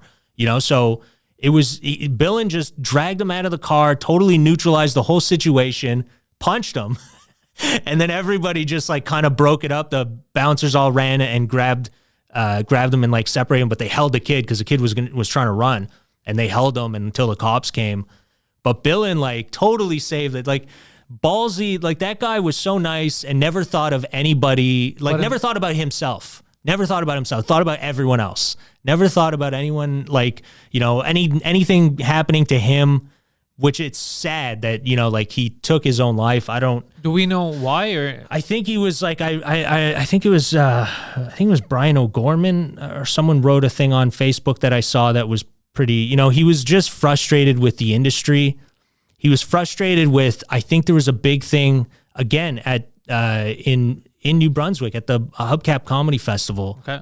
He came, fuck, dude, I remember that too, because I was in LA at the same time. We were both in LA. I came down, I was in New Brunswick. He was coming in later, and there was a snowstorm. I think he spent 24 hours at the airport in Montreal because every flight was getting canceled. He couldn't get out. He showed up an hour before the show, and he was living in the airport for over 24 hours. He gets there, he goes to his hotel. I don't even think he showered, just dropped his stuff and ran straight to the show.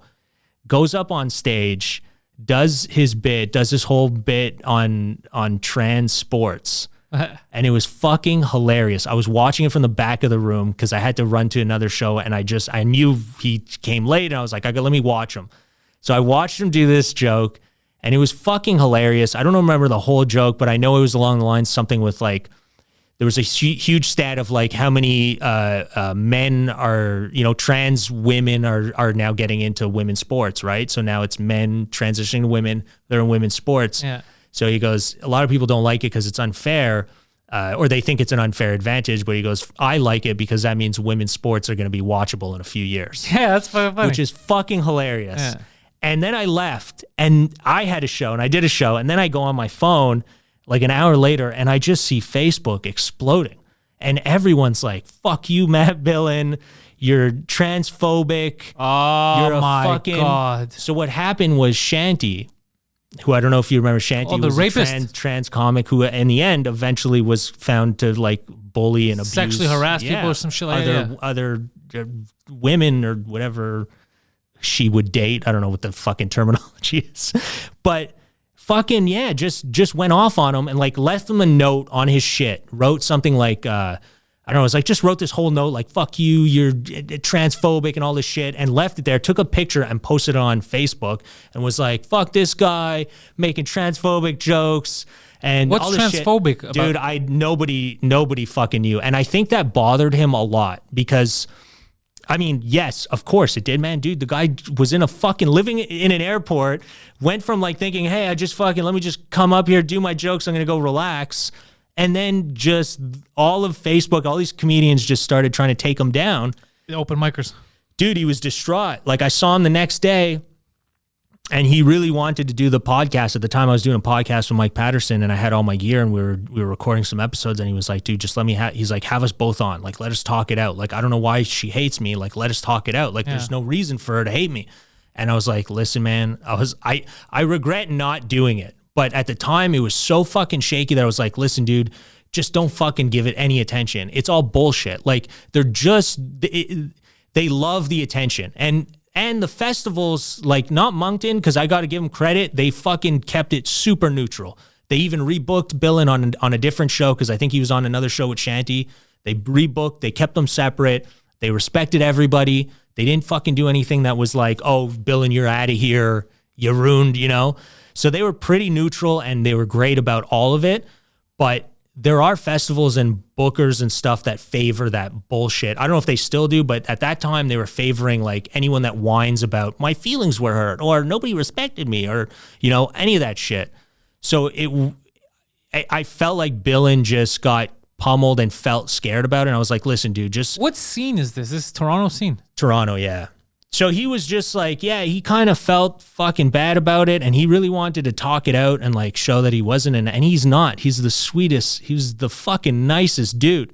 But it just felt like, listen, man, we shouldn't give it more attention than it's already getting. It's stupid. It's ridiculous. I know you. I know you're not a hateful person. We all know he didn't you. have an outlet. You know, the problem is he didn't have an outlet. It would have been good for him to do any podcast. Just to so that get people it. who don't know can But see those who he people, is. at that time, man, I don't know if it's still kind of, but I think people are kind of over the bullshit of the hype of it all. But at that time, it's like you couldn't show people, like the more you try to show them, like, no, he's actually a good guy. You're like, yeah, right, he's homophobic. It's just because you're his buddy, you know? Like so they don't stupid. think like, no, I know this guy. He's the sweetest person ever. They don't think like that. So I think in the post, yeah, Brian O'Gorman wrote something about he didn't end up getting, he was supposed to do, I think it was Just for Laughs, because he won Top Comic, Sirius XM Top Comic or something. He was supposed to do whatever it was, he was supposed to get a festival spot for that. But because everything that went down, he never got his spot. So he just felt like the industry fucking hated him. Then when COVID hit and you're trying to book shit and there's nothing going on, I mean, I don't know what at the end was his ultimate thing, but from what Brian wrote, that was a big part that really bothered him for a long time. And to know that I was there and I saw it all and I know this guy, it fucking hurt to see that because you're like, this guy's a fucking, I can't believe that hurt. Like it shouldn't have bothered him, but he was that nice of a guy that it fucking bothered him that much. So if that is the fucking story, it's pretty sad because he was a good dude. He's definitely a good guy, one of the good ones that fucking had to put up with a lot of bullshit and didn't deserve it. He deserved like success. He was a really funny comic.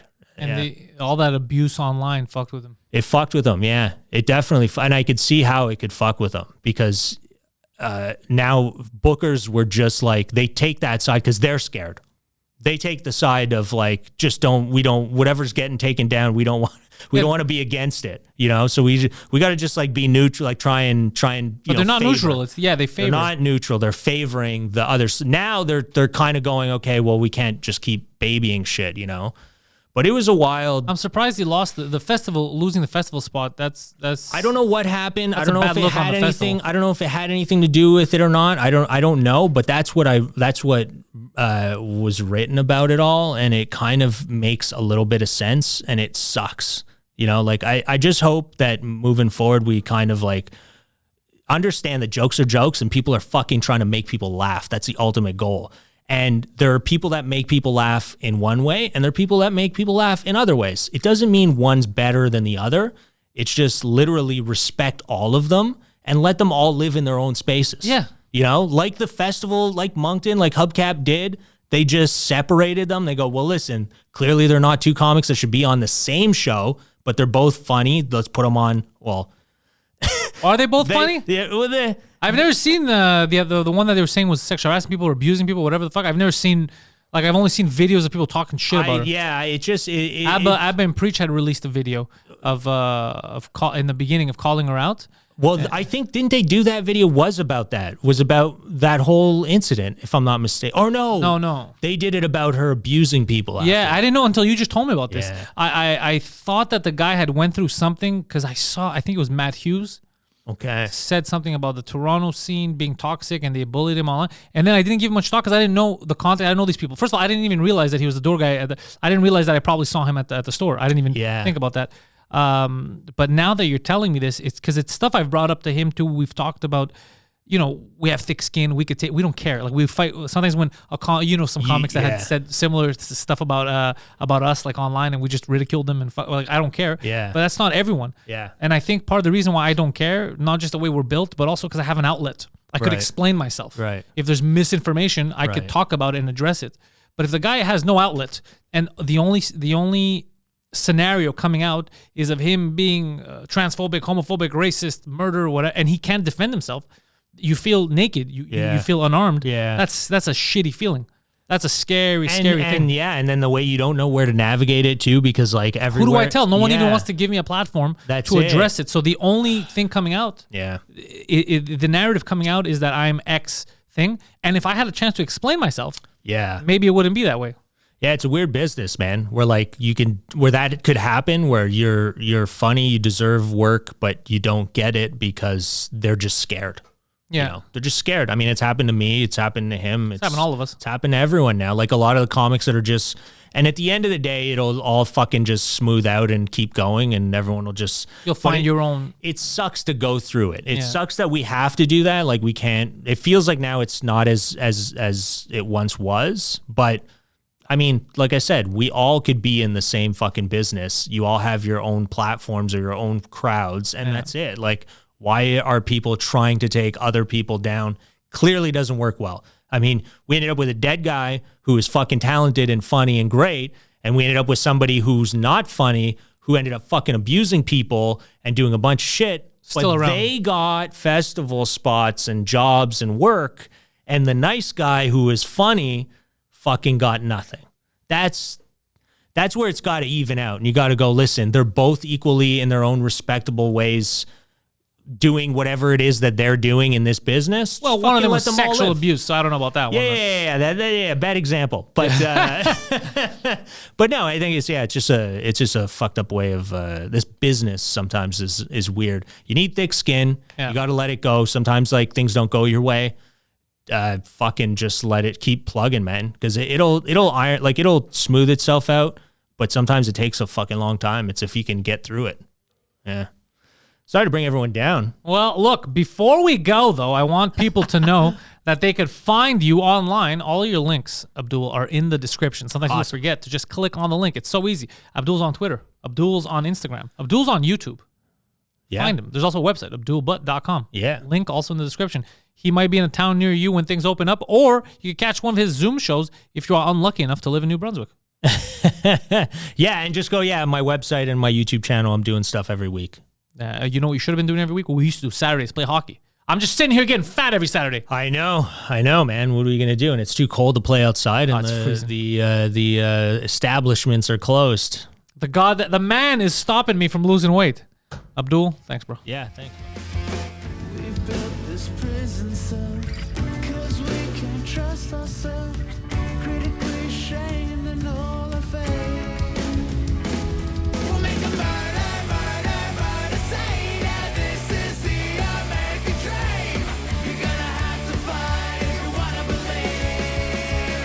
Stick it all away.